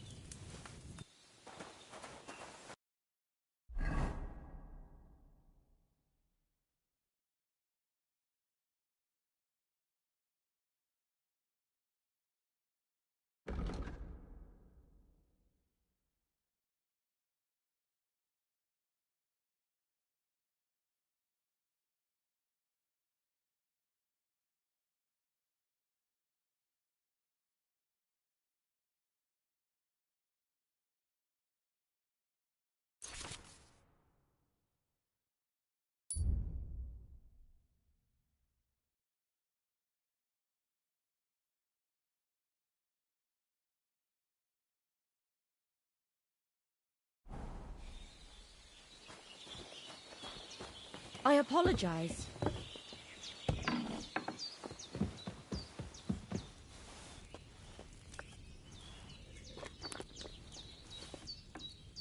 Oh, no. Couldn't eat another bite.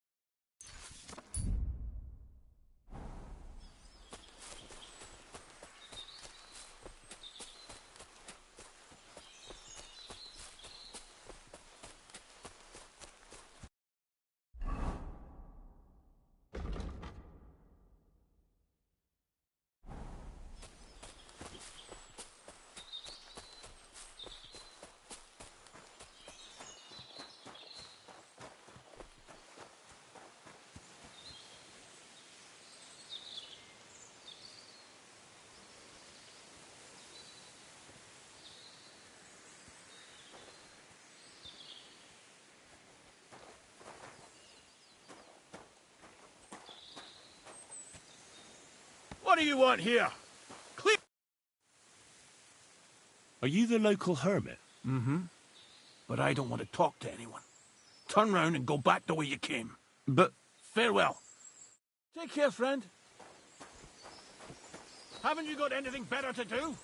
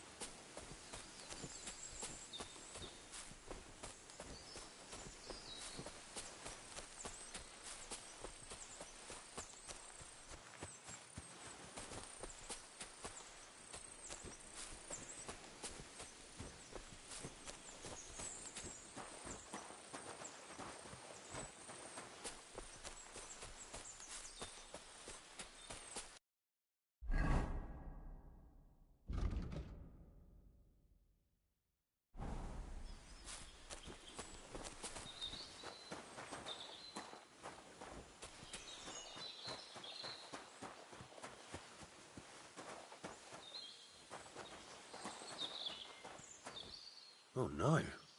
Someone must have walked this way badly injured.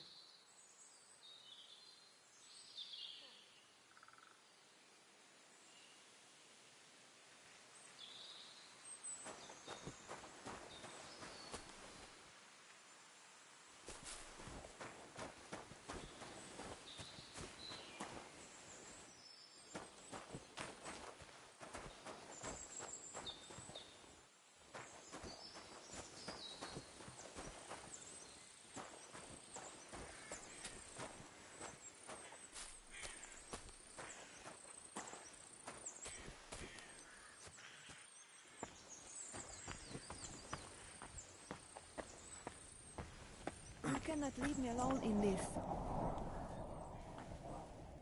Stop! You must be Marika. I? Did Odette send you? I was hoping he would not find me so quickly. Well, at least he sent you and not my prala. They wouldn't not even bother talking. Your brothers? Why would they not bother talking? They take after dead. At least Geza. He's hot-blooded. The Voivod's worried about you.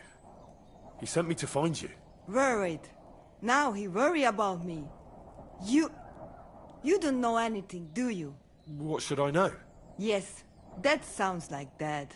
So tell me what happened. I ran away. That happened.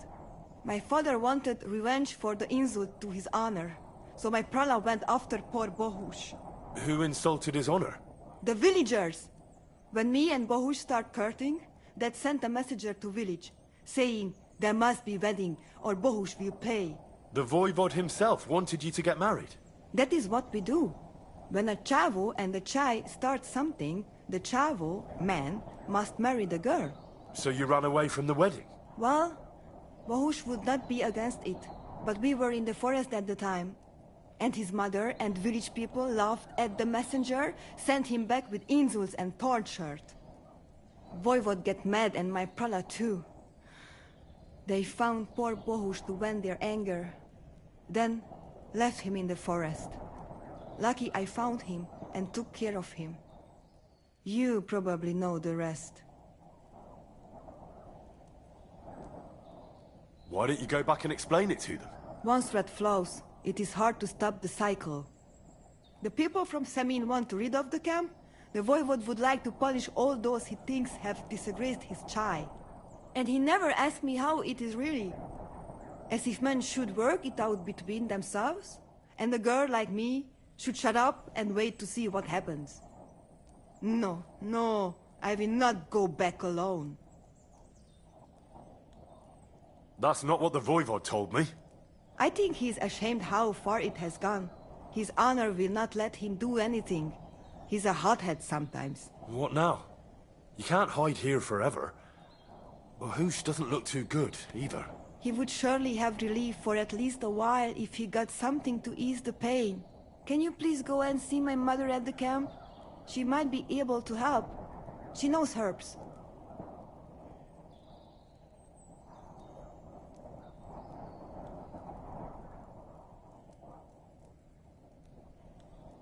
All right. I'll go to the camp and ask your ma for a voice. I need an amulet from Dad. It is Chohahuno, magical. It protects anyone who wears it around neck. If Dad give it to me, I will come back. With Bahush. Do you think he'll go for it? If he let your brothers do this to Bahush, why would he help him all of a sudden? He'd do it for me. If you get the amulet for me, I will reward you. Do not worry, I did not go from home with nothing. But Dad must hand it over willingly, or it will lose its protective power. Best if he bring it to me himself. Well, I can try, but no promises. It's all pretty tangled up now. I found this scarf in the camp. I think it's yours. Aye, that's my favorite. Bahush gave it to me. Thank you. How's Bahush doing? It keeps changing. He is delirious for a while, then he is unconscious. I can only pray to the Blessed Virgin that he will recover. How is life here? I cannot complain, except about Bahush's health. We have food to eat, no rain here, and no one can find us. I just miss my family sometimes. But then I remember that I'm here because of them. What about your family? I love them and I hate them at the same time. This is all their fault. They talk of freedom, but if you want to go where you want, there will be trouble. Can you tell me about the nomads? About how they made a pact with the devil? About how they steal and have no taste for work? No, I didn't mean... I know, you fool! If you thought that the same as the people from the village, you would not be here. We are different from them. We are slobodno. You call this freedom? Going anywhere you want, not being tied to just one place, dancing and singing as your heart desires, without having to worry that the priest will condemn you. I can talk to God when I want to. I do not need the Pope's blessing for that. We have no kings, judges, or executioners. You only need to... I mean, you should honor your family.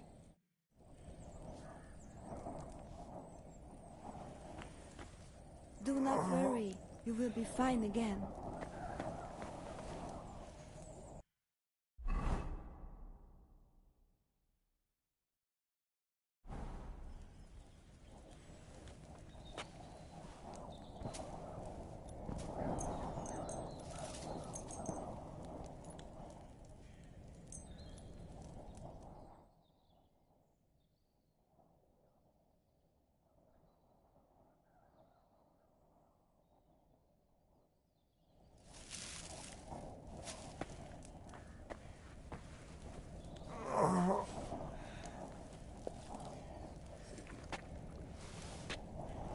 Not now.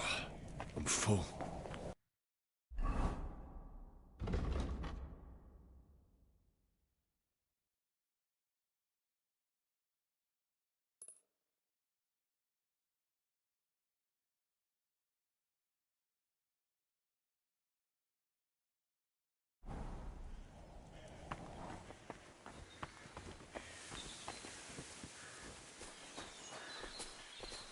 Time is pressing. Soon it'll be too late to ride out with Lord Semin.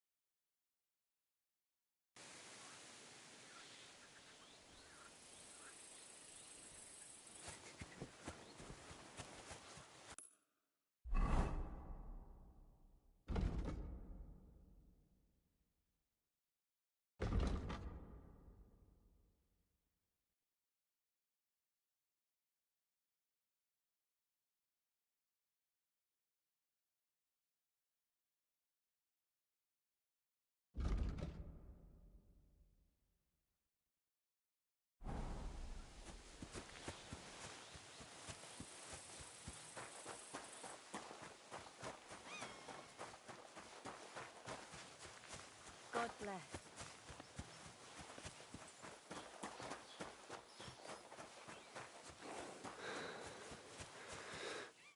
What can I do for you?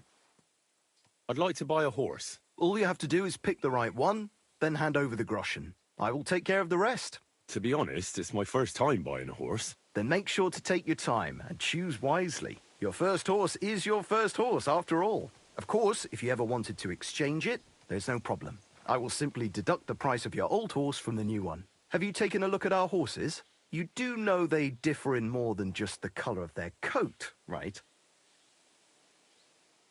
I've already had a look at them. Tell me then, which one do you like? I'm sure you can take good care of Pebbles, but I just can't accept that price. Do you accept? That's almost an acceptable price. Almost. I'll take it. And to tell the truth, I'm glad to be getting rid of that mare. Great. Pebbles is mine again. I trust you'll be satisfied. I'll get the horse ready for you and teach you to call him over. It will take a bit of time. May she serve you well.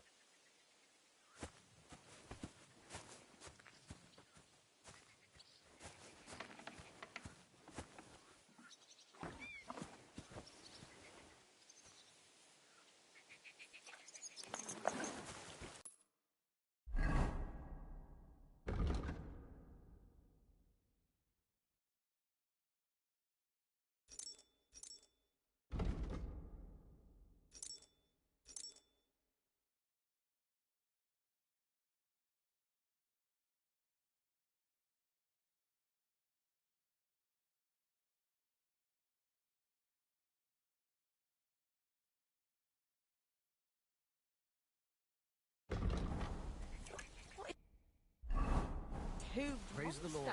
Greetings to you. Who's my good boy?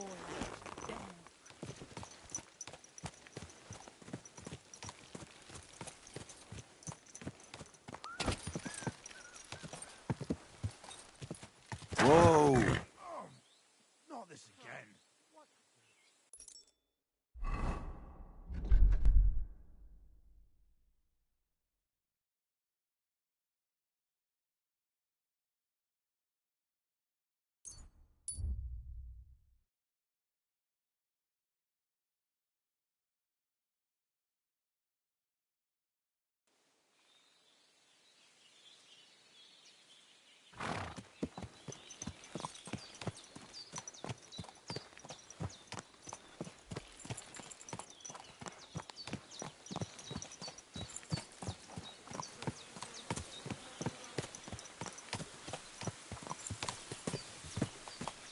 What a neck.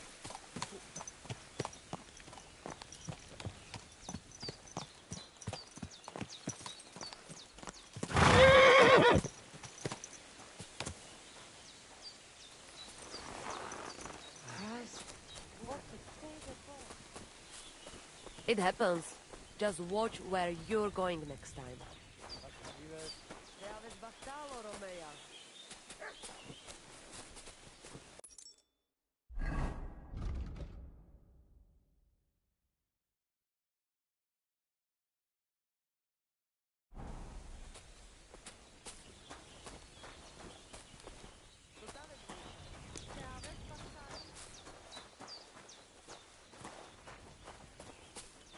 God grant you health.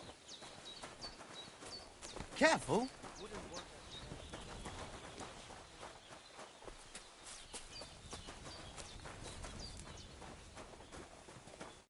Kai just goro. Solo this. I talked to Marika. And where is she? Not so fast. I have a feeling you didn't tell me the whole story. Kasmurokar. Yes, it is true. It is true. I didn't know if I can trust you completely.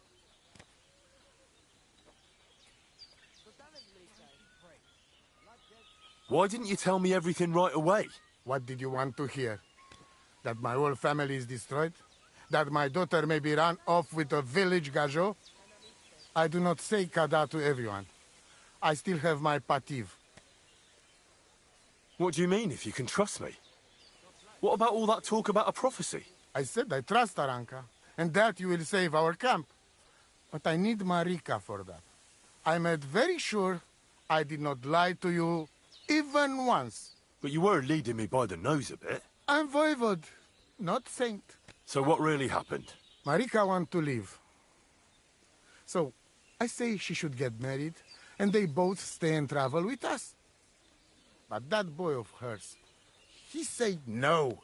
My two Chave, my sons, Tibor and Geza, they decide to avenge family honor, because they hear all the insults my messenger come back and tell about.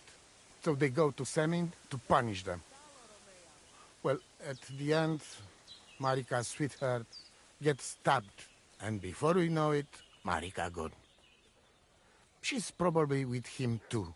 She wanted to save him. Tibor and Geza go to look for them. But on the way back, they meet some woodcutters. Oh. And Geza... he has Yaga Lorat like me. He quickly pull out his knife. But... it end very badly. Geza get killed. And Tibor get captured. All I get is message that if any one of us go near Semin again, we will end up same way. I had 2 Chave and 1 Shai. And now, I have nothing. I'm voivode of camp. But except for Aranka, there is no more of my clan here. Just nomads from other places.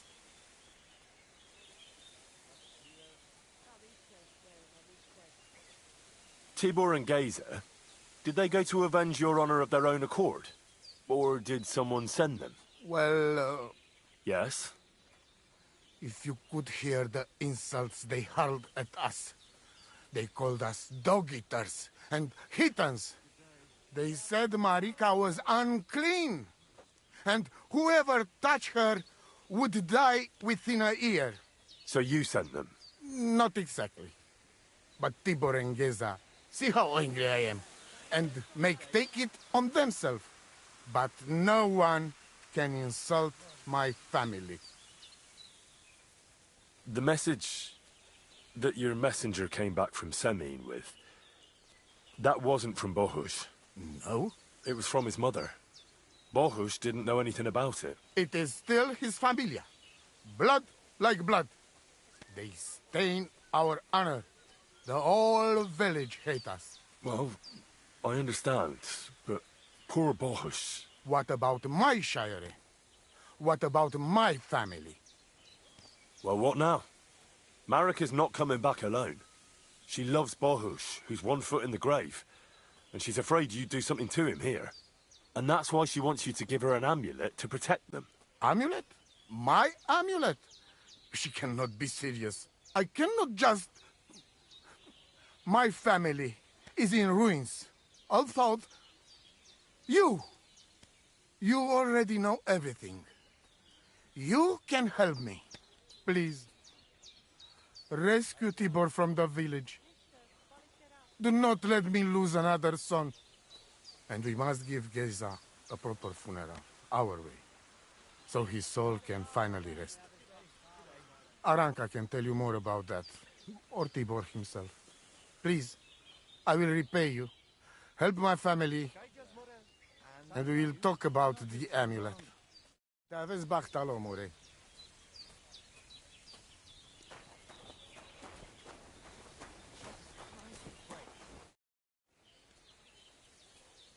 You wouldn't have any idea where they might be holding Tibor. Somewhere in the village of Semin. But I cannot tell you where. If any of us went there, they would end up very badly. The Voivod sent me. It's about Geza. I know. It is not hard to guess by the look on your face. My poor boy Geza. Mordardeles. Tibor, he would talk his way out of it, but Geza, he's so hot-blooded. He always loses his temper. And so they killed him, and now his body is lying somewhere. Why does it have to be me who goes to get him? Because none of us can let the god just see us, or we would suffer the same fate. Do Do you know where I can find his body? I do not know, but it must be somewhere in the woods near the village of Semin. That is where it all happened. What exactly do I have to do? Find his body and bring it to his favorite place in the woods. We will bury him there. Where is that? No one knew Geza better than his Frau. When you free him, he will surely tell us the best place to bury Geza. All right. You can count on me. Why do you young people always have to rush into everything? When you get my Chavo's body, let us know. We must bury him the right way. Our way. So that he can truly pass to the next world. He will be the same when dead as he was alive. Geza's ghost is not one of you would want to meet. Hopefully this family will be at peace then. I found your daughter, Marika. She sent me to you. Thank God. And how is she, my girl? She's hiding out with her sweetheart, Bahush. She's all right, but he's in a bad way. Oh, my poor Marika. She's stubborn like her father. Or she would come back to us. She asked me to get something from you that would help him. He's delirious with fever, and his wounds are starting to fester. If she sends a message home, it must be really bad for them. I will give you something. You want marigold and some clean bandages. But if the wounds are deep, you also need to bring them comfrey. But I do not have any now. Here you are. Take it all to Marika. And give her my blessings. Tell her I miss her and I am sorry about the whole thing. And that I, Aranka, do not blame her for anything.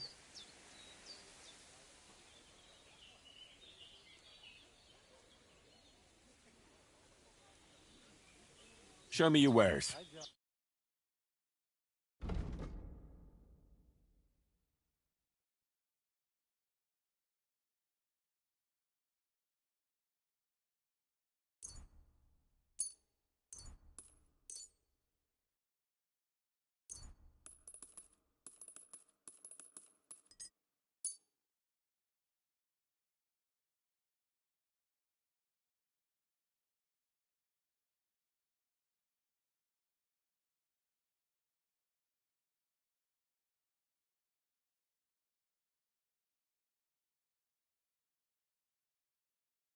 I hope you'll be satisfied.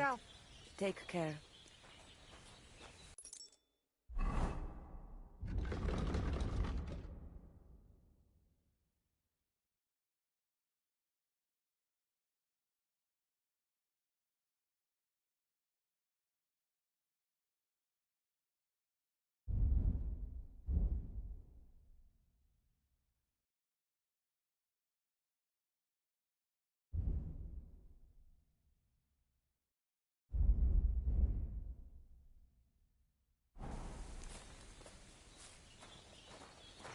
It happens. Just watch where you're going.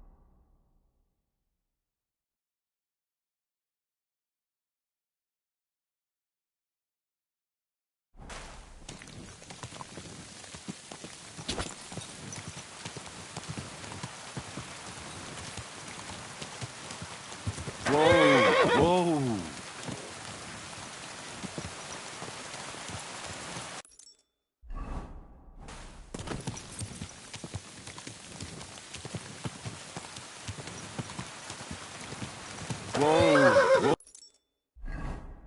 Oh!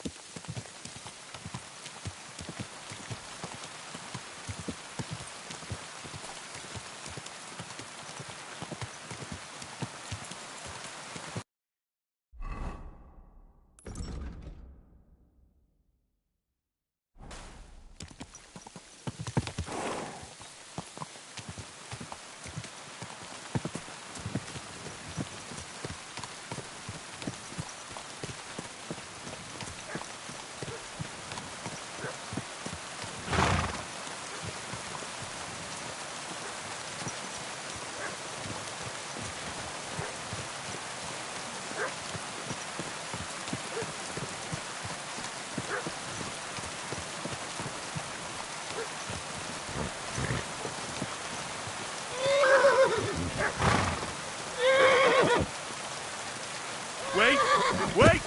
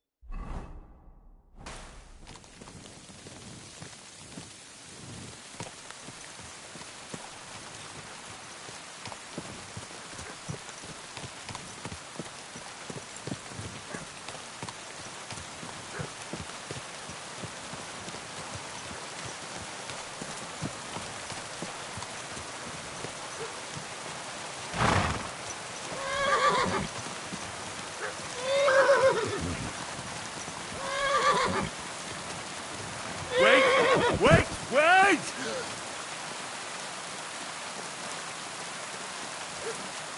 Yes?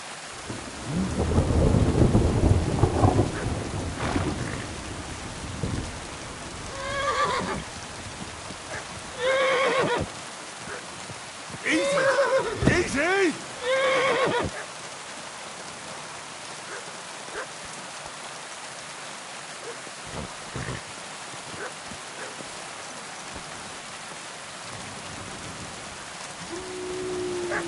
Fuck.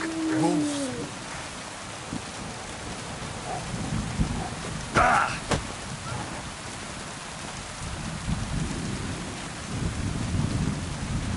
Ugh. Huh.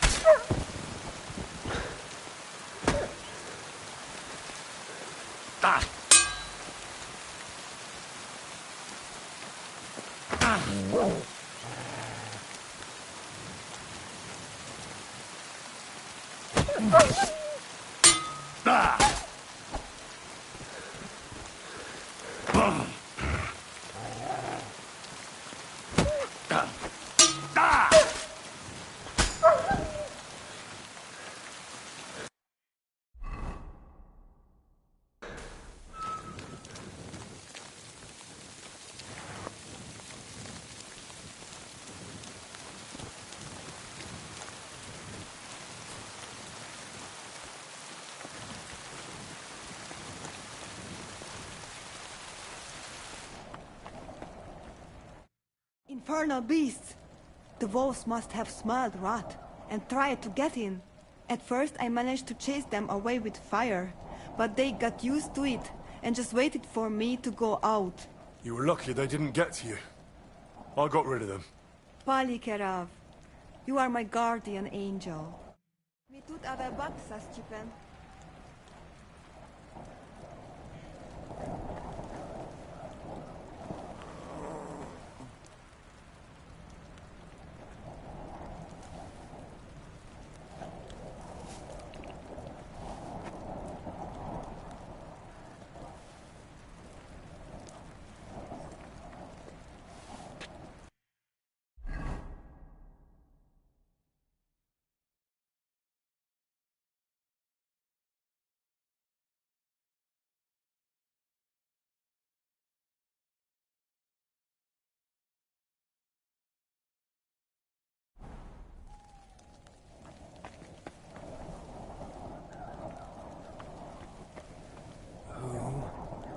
What?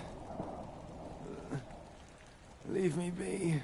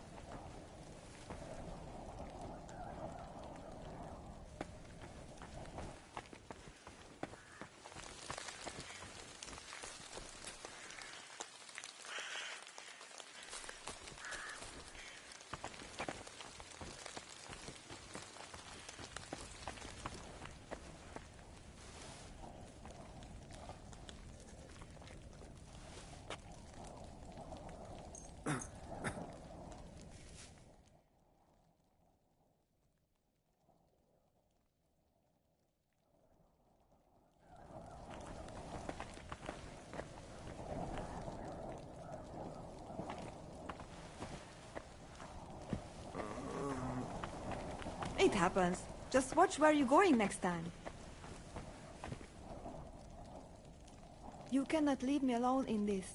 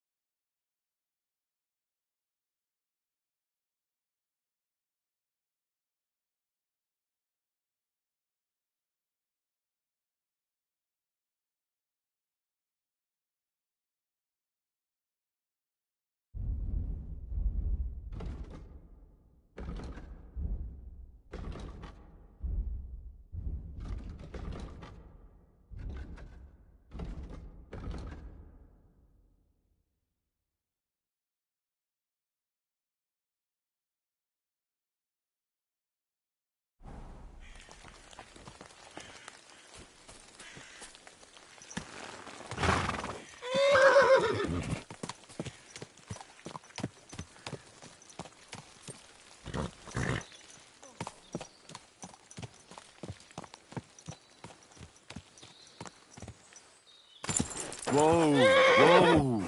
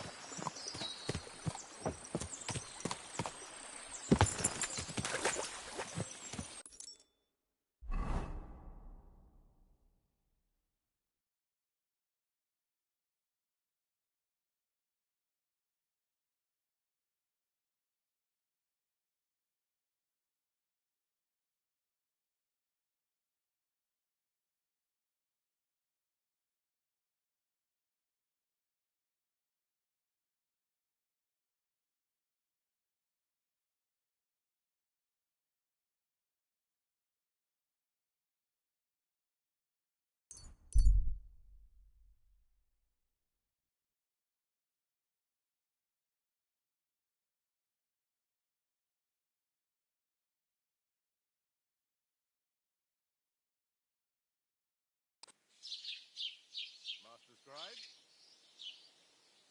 What do you want? I just came to see if it's working. What does it look like? Well, it looks to me that instead of writing, you're just scribbling nonsense.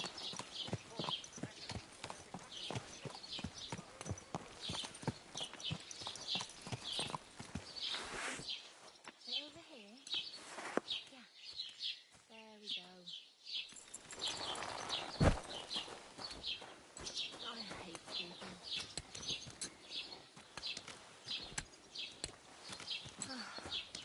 So much work.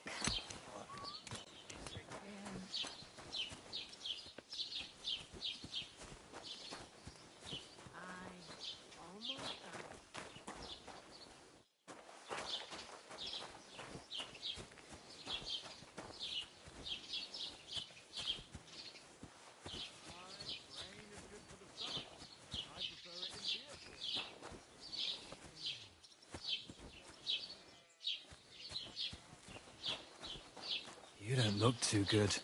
You should see the sawbones.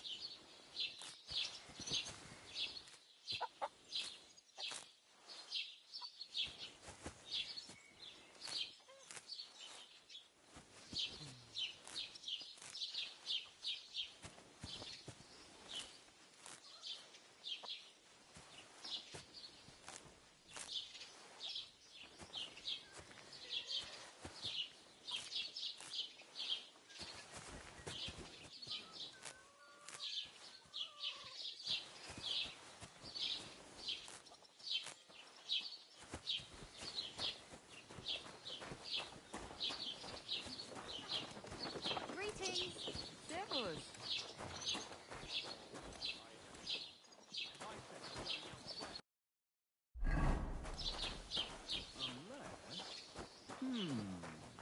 Well, what's it going to be? I'm thinking. Christ. Wie geht's, mein Freund? What do you have for sale?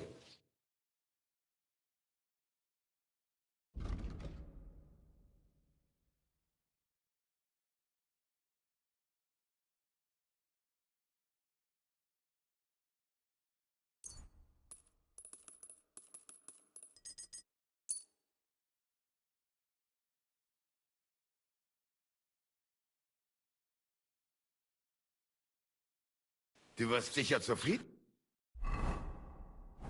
Bis bald.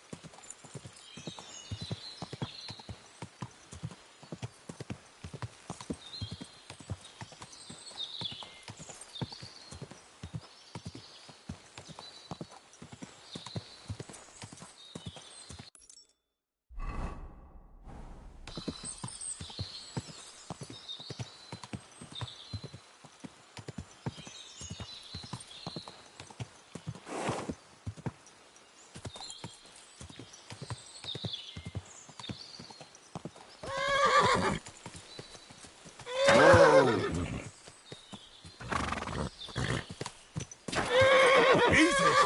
Easy! Good.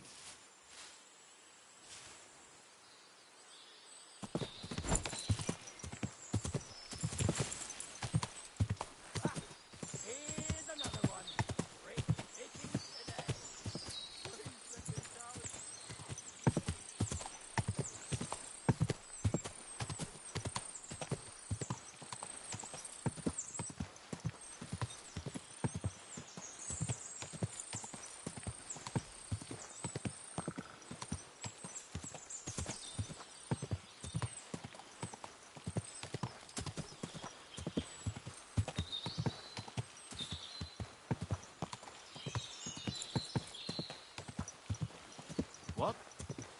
Pray for a quick death, you bastard!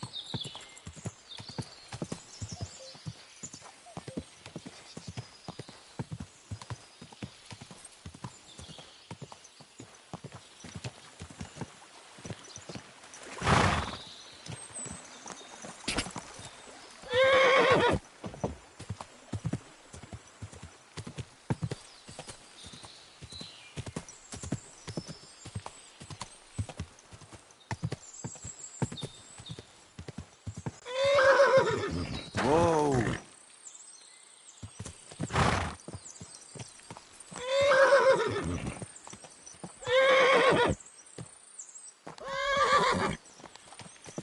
Easy! Easy!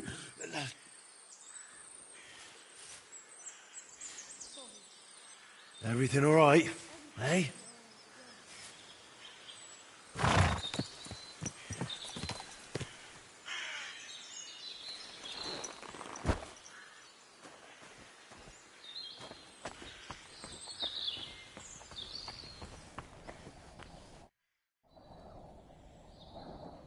I've got some remedies for you from Aranka.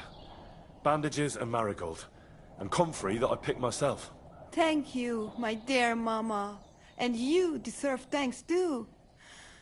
I hope it will bring Bohush some relief. God be with you. And wash up a bit. You look awful.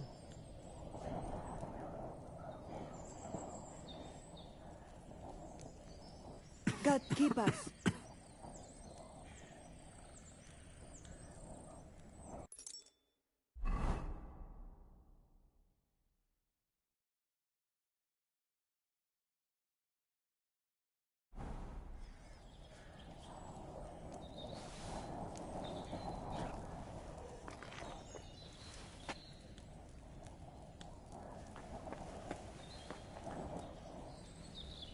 Do not worry. You will be fine again.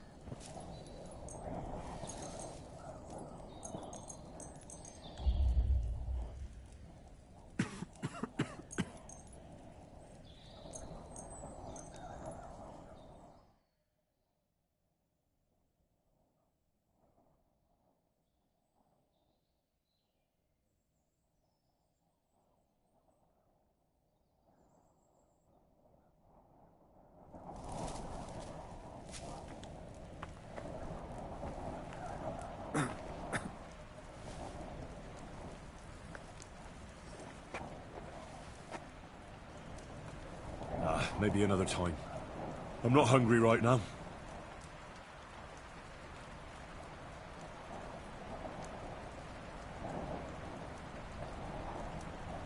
God keep us.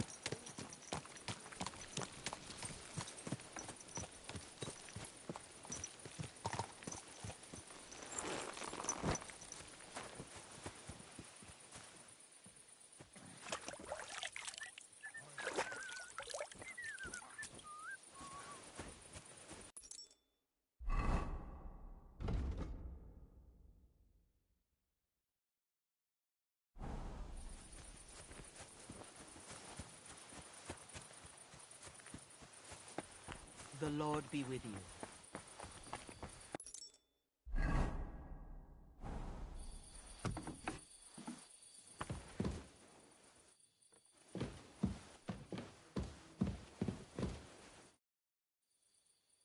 Captain, I'd like to ask how things went with your mission. Oh, now all of a sudden you're interested. Where the hell did you get to, you blockhead? Sorry. I had another job on my hands. Another job? You're the blacksmith's hand, ain't you? What else would you be doing? It's complicated. But I'd just like to know if you found that cart. We found it, along with those two hands. I see. And what actually happened? It turned out them hired hands of Radovans had ideas of their own. They made a deal with some robber baron by the name of Gules to take the cart to him with the goods. And they didn't cheat only Radovan. They tried it on Gules, too. Wanted to keep the loot for themselves. Only he caught them. And you found all the goods? More or less. You can tell Radovan he won't be seeing his hands again. I reckon that young fella was innocent in it. So we kept him to work off his debt. And that older one's decorating an alder tree near the road here. Ah. All right. I'll tell him. And next time Lord Sameen gives you a job, do what you're told, so as I don't have to teach you a lesson. I will, Captain. See you later. It'll be glorious.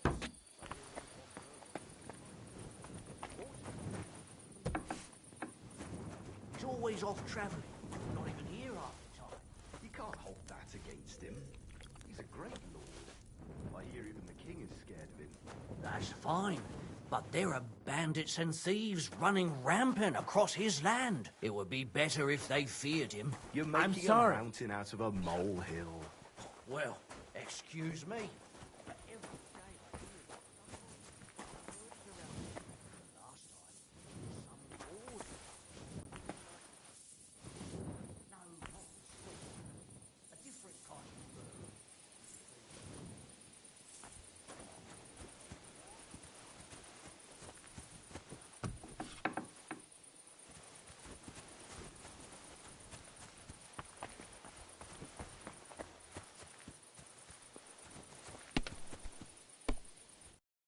get ideas. I wasn't at my best. But I'm not gonna scrap with you again. Careful.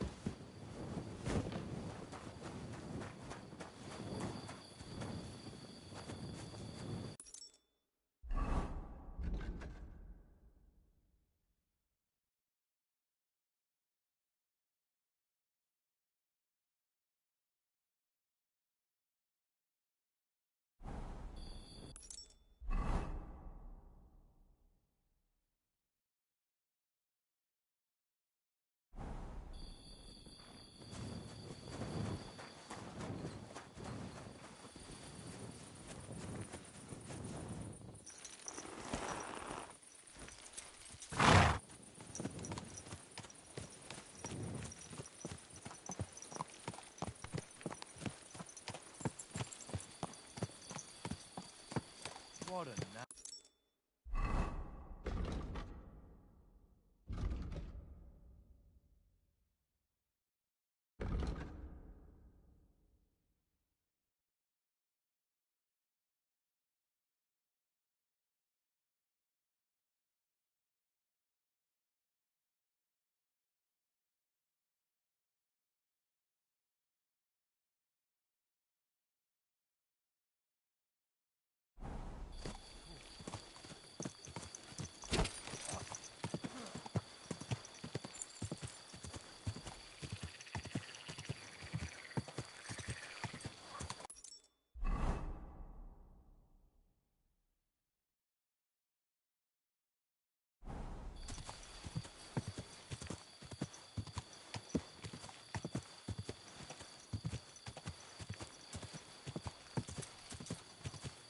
Whoa!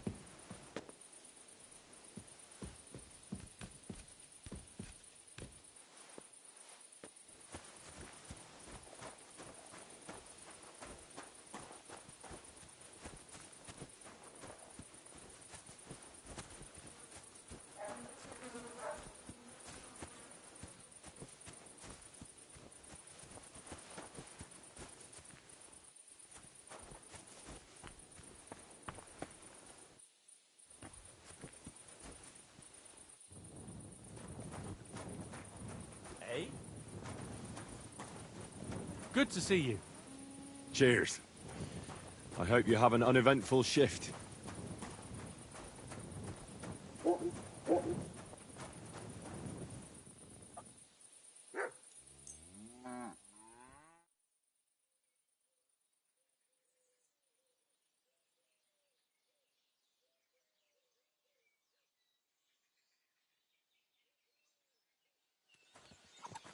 Lord, give me I apologise. I'm looking for a nomad boy.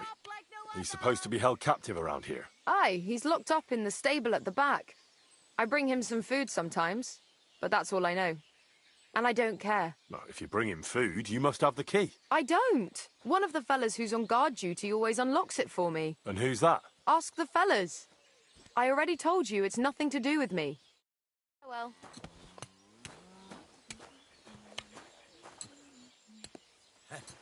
Someone's got to do it.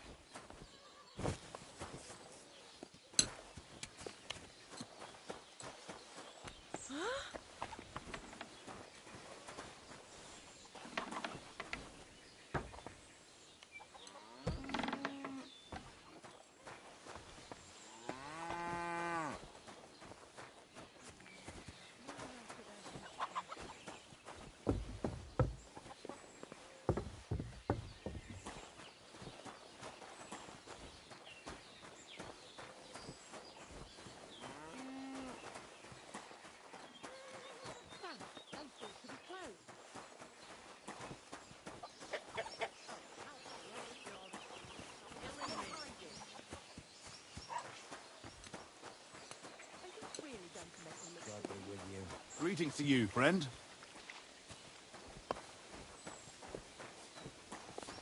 Greetings to you. You must be Bahush's mother. Did you come to pity me? No. I'm more interested in what actually happened. With Marika and Bahush. She bewitched him, and I was ashamed that my son was caught in such a filthy wretch. And that king of theirs, or whatever the hell he is, starts saying that Bahush seduced his daughter, so they must get married. Can you credit it? His messenger threw that in my face right in the village square, trying to shame me for the rest of my life.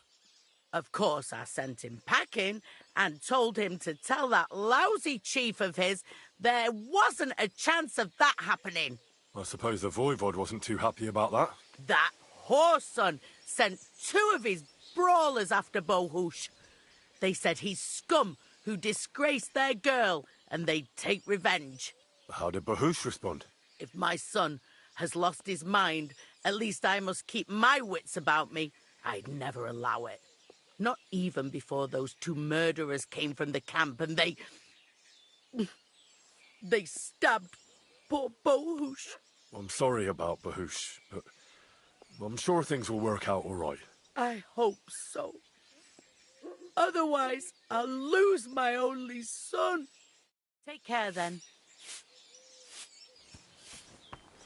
What's that noise? What's that I hear? What?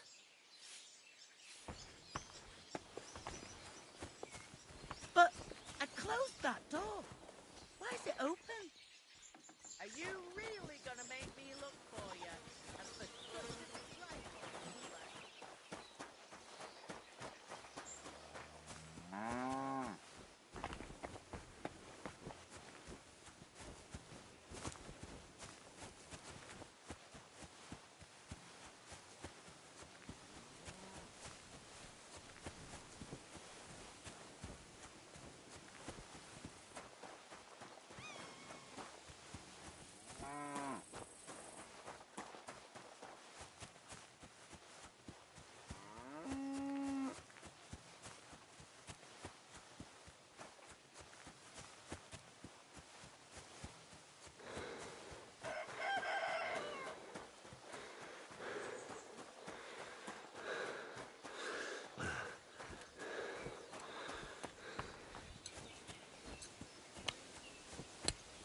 Let's get to it, then.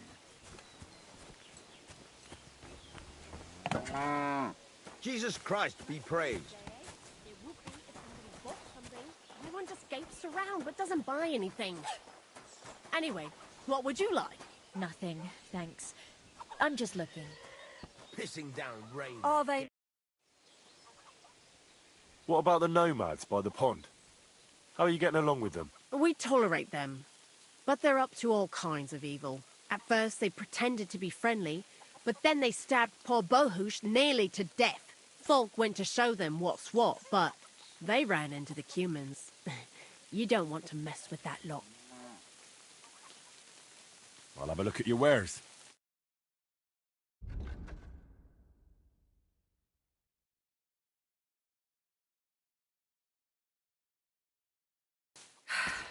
Maybe next time, then.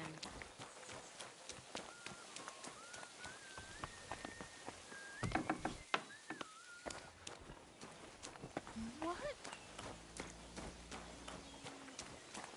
What happened here?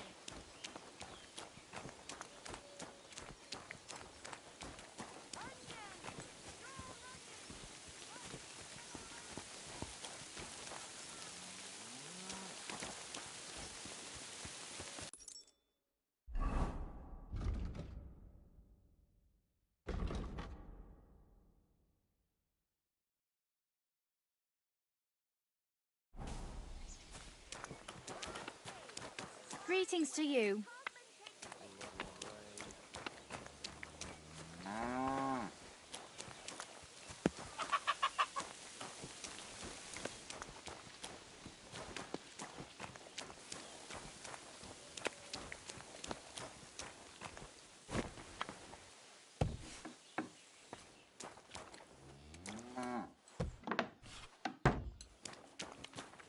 Greetings, neighbour.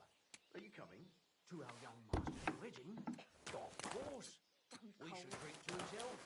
Hasn't been any big business.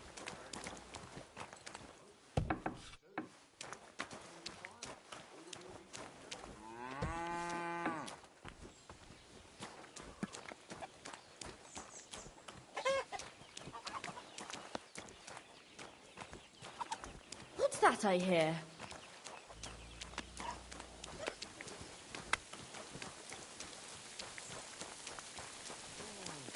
So much work.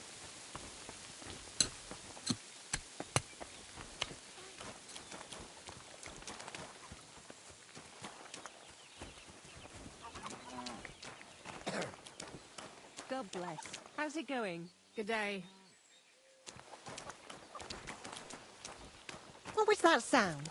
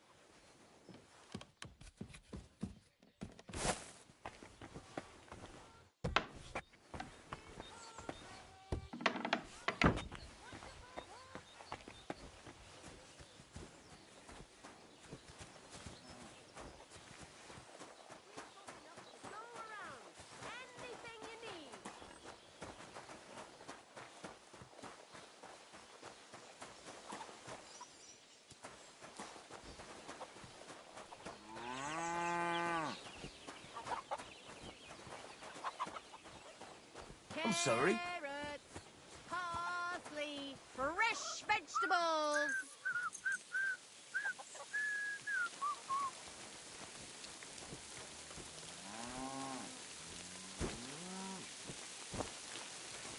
Finest wares, quality goods.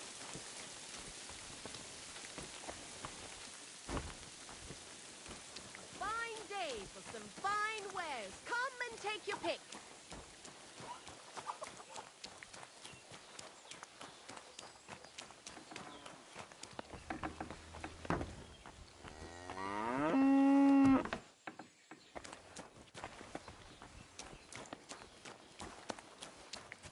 Greetings. How come it's open? I closed that.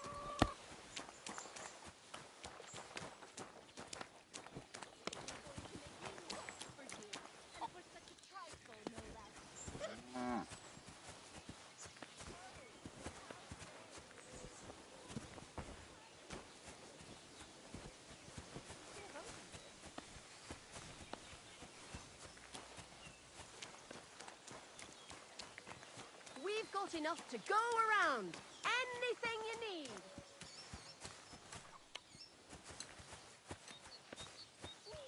Carrot, parsley, fresh.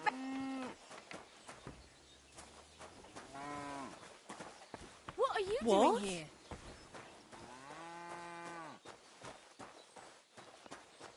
Why am I wasting time with you?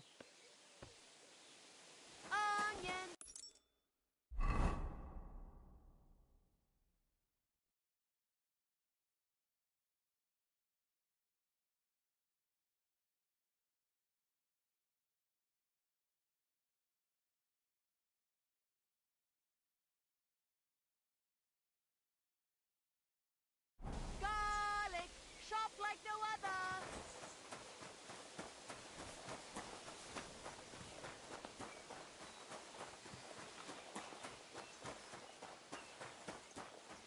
Good day to you. A nag like this couldn't have cost more than 10 groschen and a stale loaf of bread.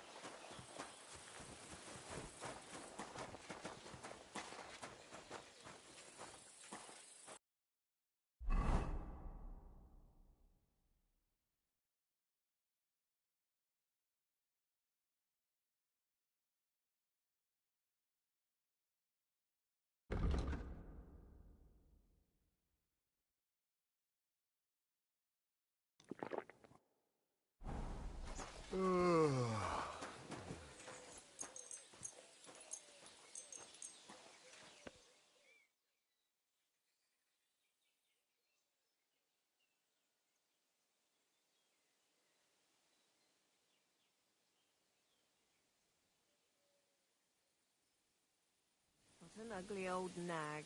Aye, what can you do?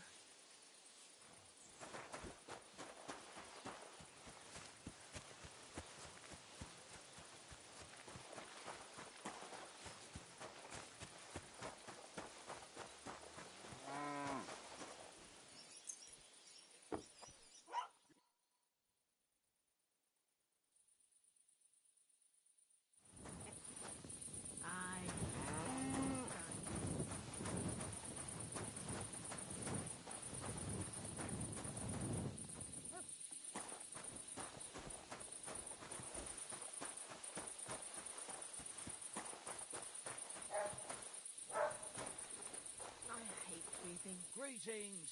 Good day to you.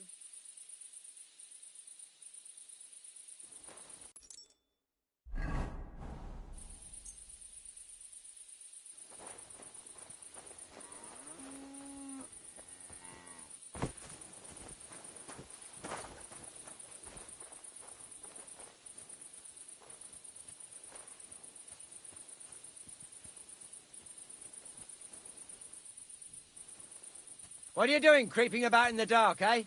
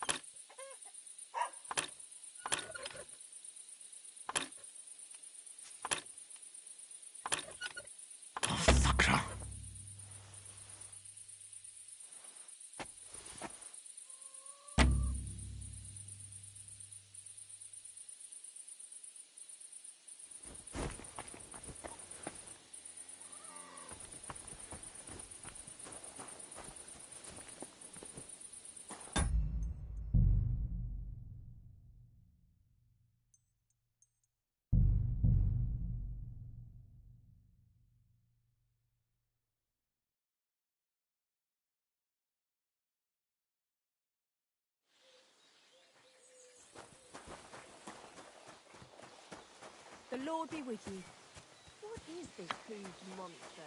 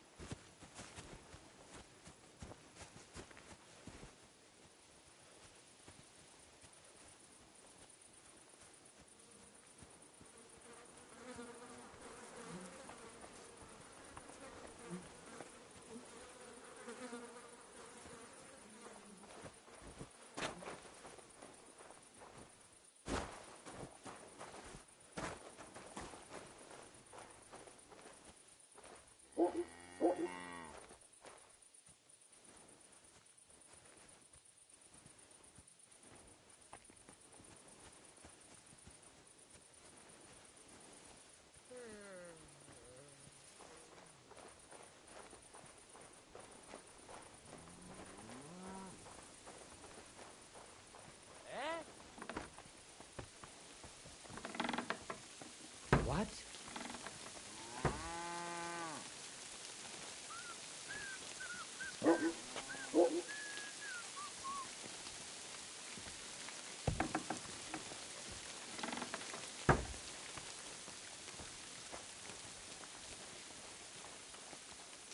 Eh?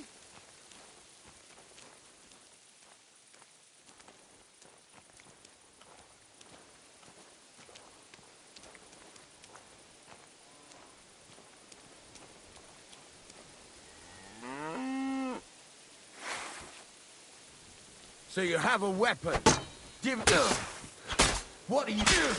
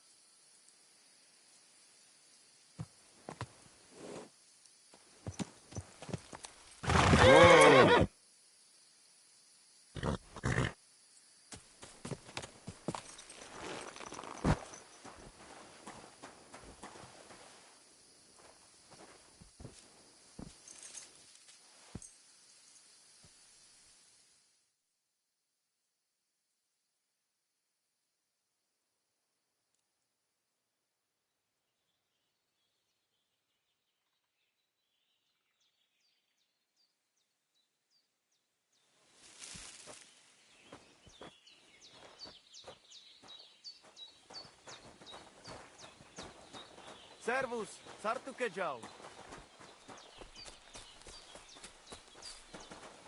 Servus, Sabdukejal. So I thought we might ask the voivod.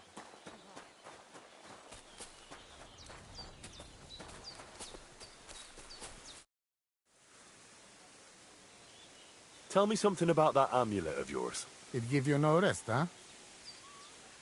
I get it in my cradle already as newborn baby. They say from the fates themselves. And since that time, I always carry it. It is Chugahuno, magical. And I tell you, I never have in my life cause to doubt it. As long as I have magical amulet on me, nothing can happen to me. You and Marika are not the first or last ones who would like to have it. But I will not give it up.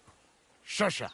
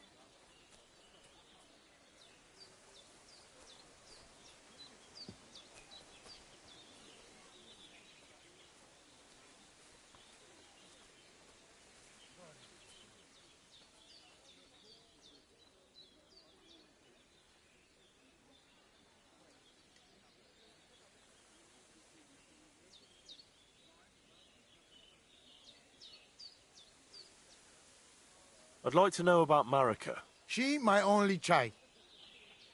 But she be more like me than my two sons put together.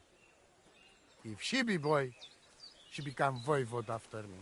Women can't be leaders of the camp. You think you're clever, Gajon, huh? So, how many women, bailiff, queen, or captain you name, huh? We are who we are. And this, our tradition. What can you tell me about Tibor? One day he be voivod. He's sly like fox. He can talk his way out of anything. He's still young and not so much interested in politics and trade, but when he's older, he make name for himself. What was Geza like? Geza, my poor son, what a loss. He have hot blood in veins. He easy the work of 3 men. And when he put mind to something, nothing stop him ever. But it was same when he lose temper and want to fight. Then even I stand aside, because he see red before his eyes and not even know his father. But we not speak bad about that. See you soon, my friend.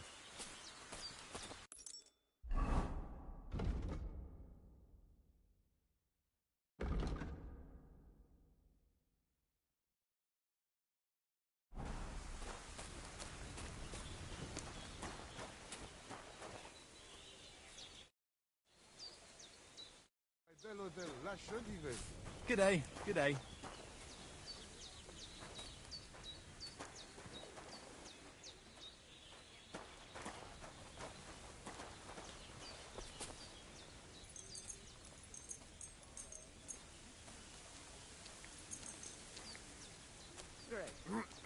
Masseltov. They have his Bachtalo, more.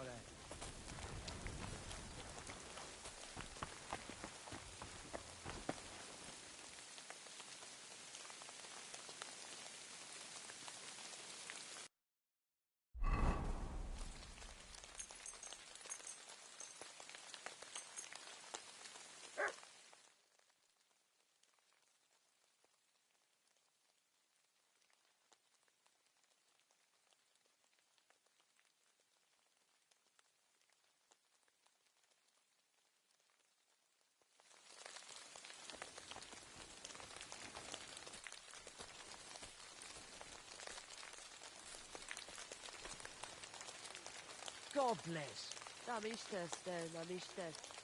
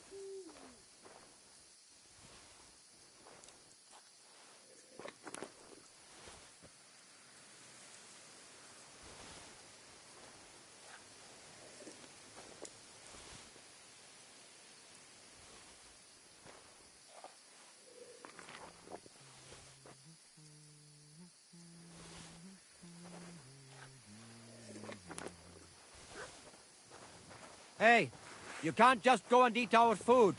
Get over here, or I'll call the guards. Sorry, let's make a deal.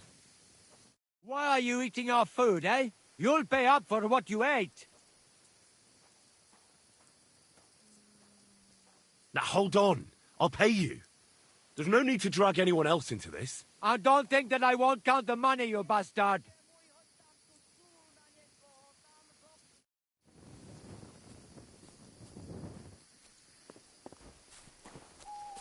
Get out of here.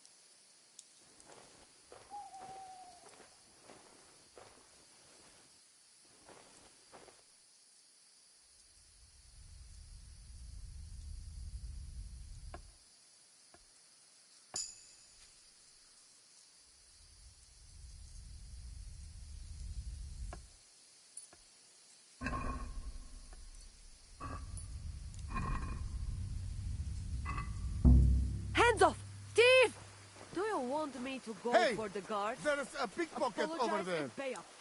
Right now. I've had enough.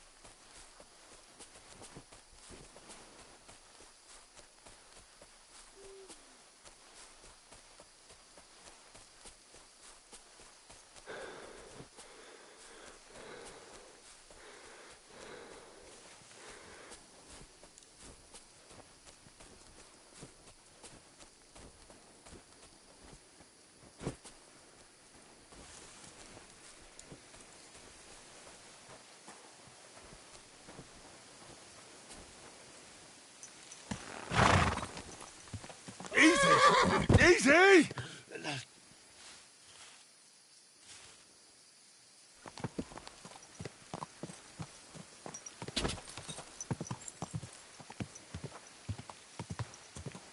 Whoa! Whoa!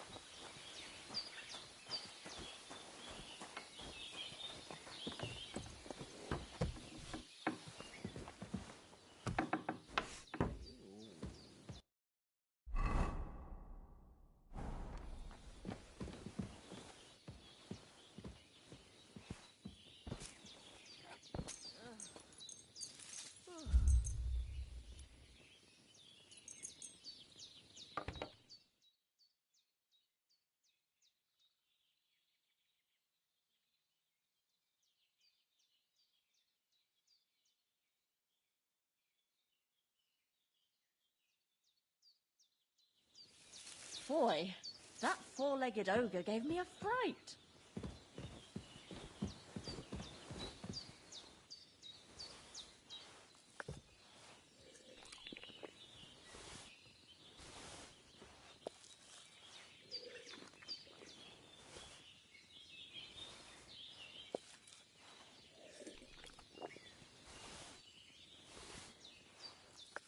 God bless. God be with you. There's no food for me here.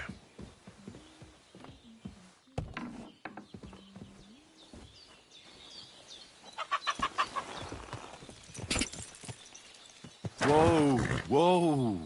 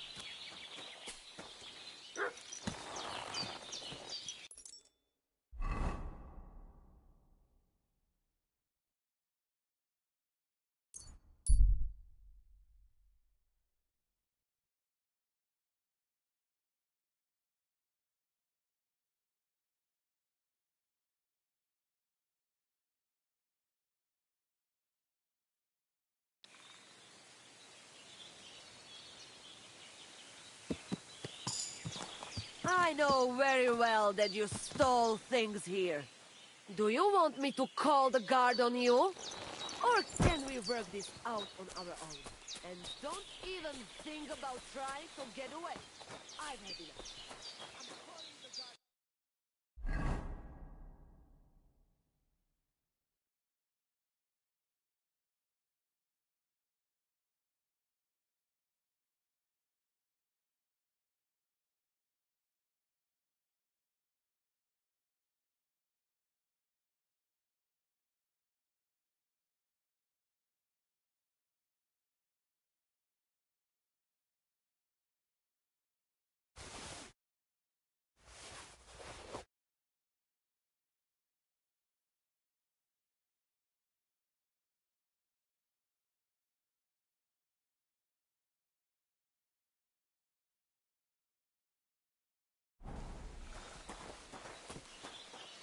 Someone help me! I can't do this on my own! Quick, come with me.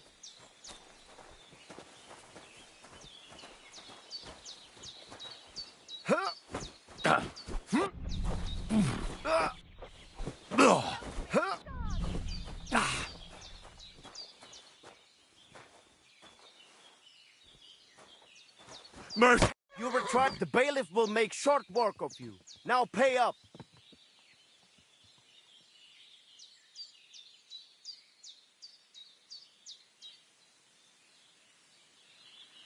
Piss off.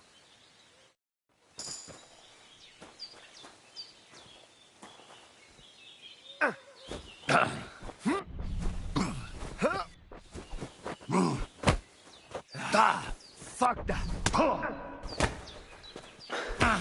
And you'll get another right away.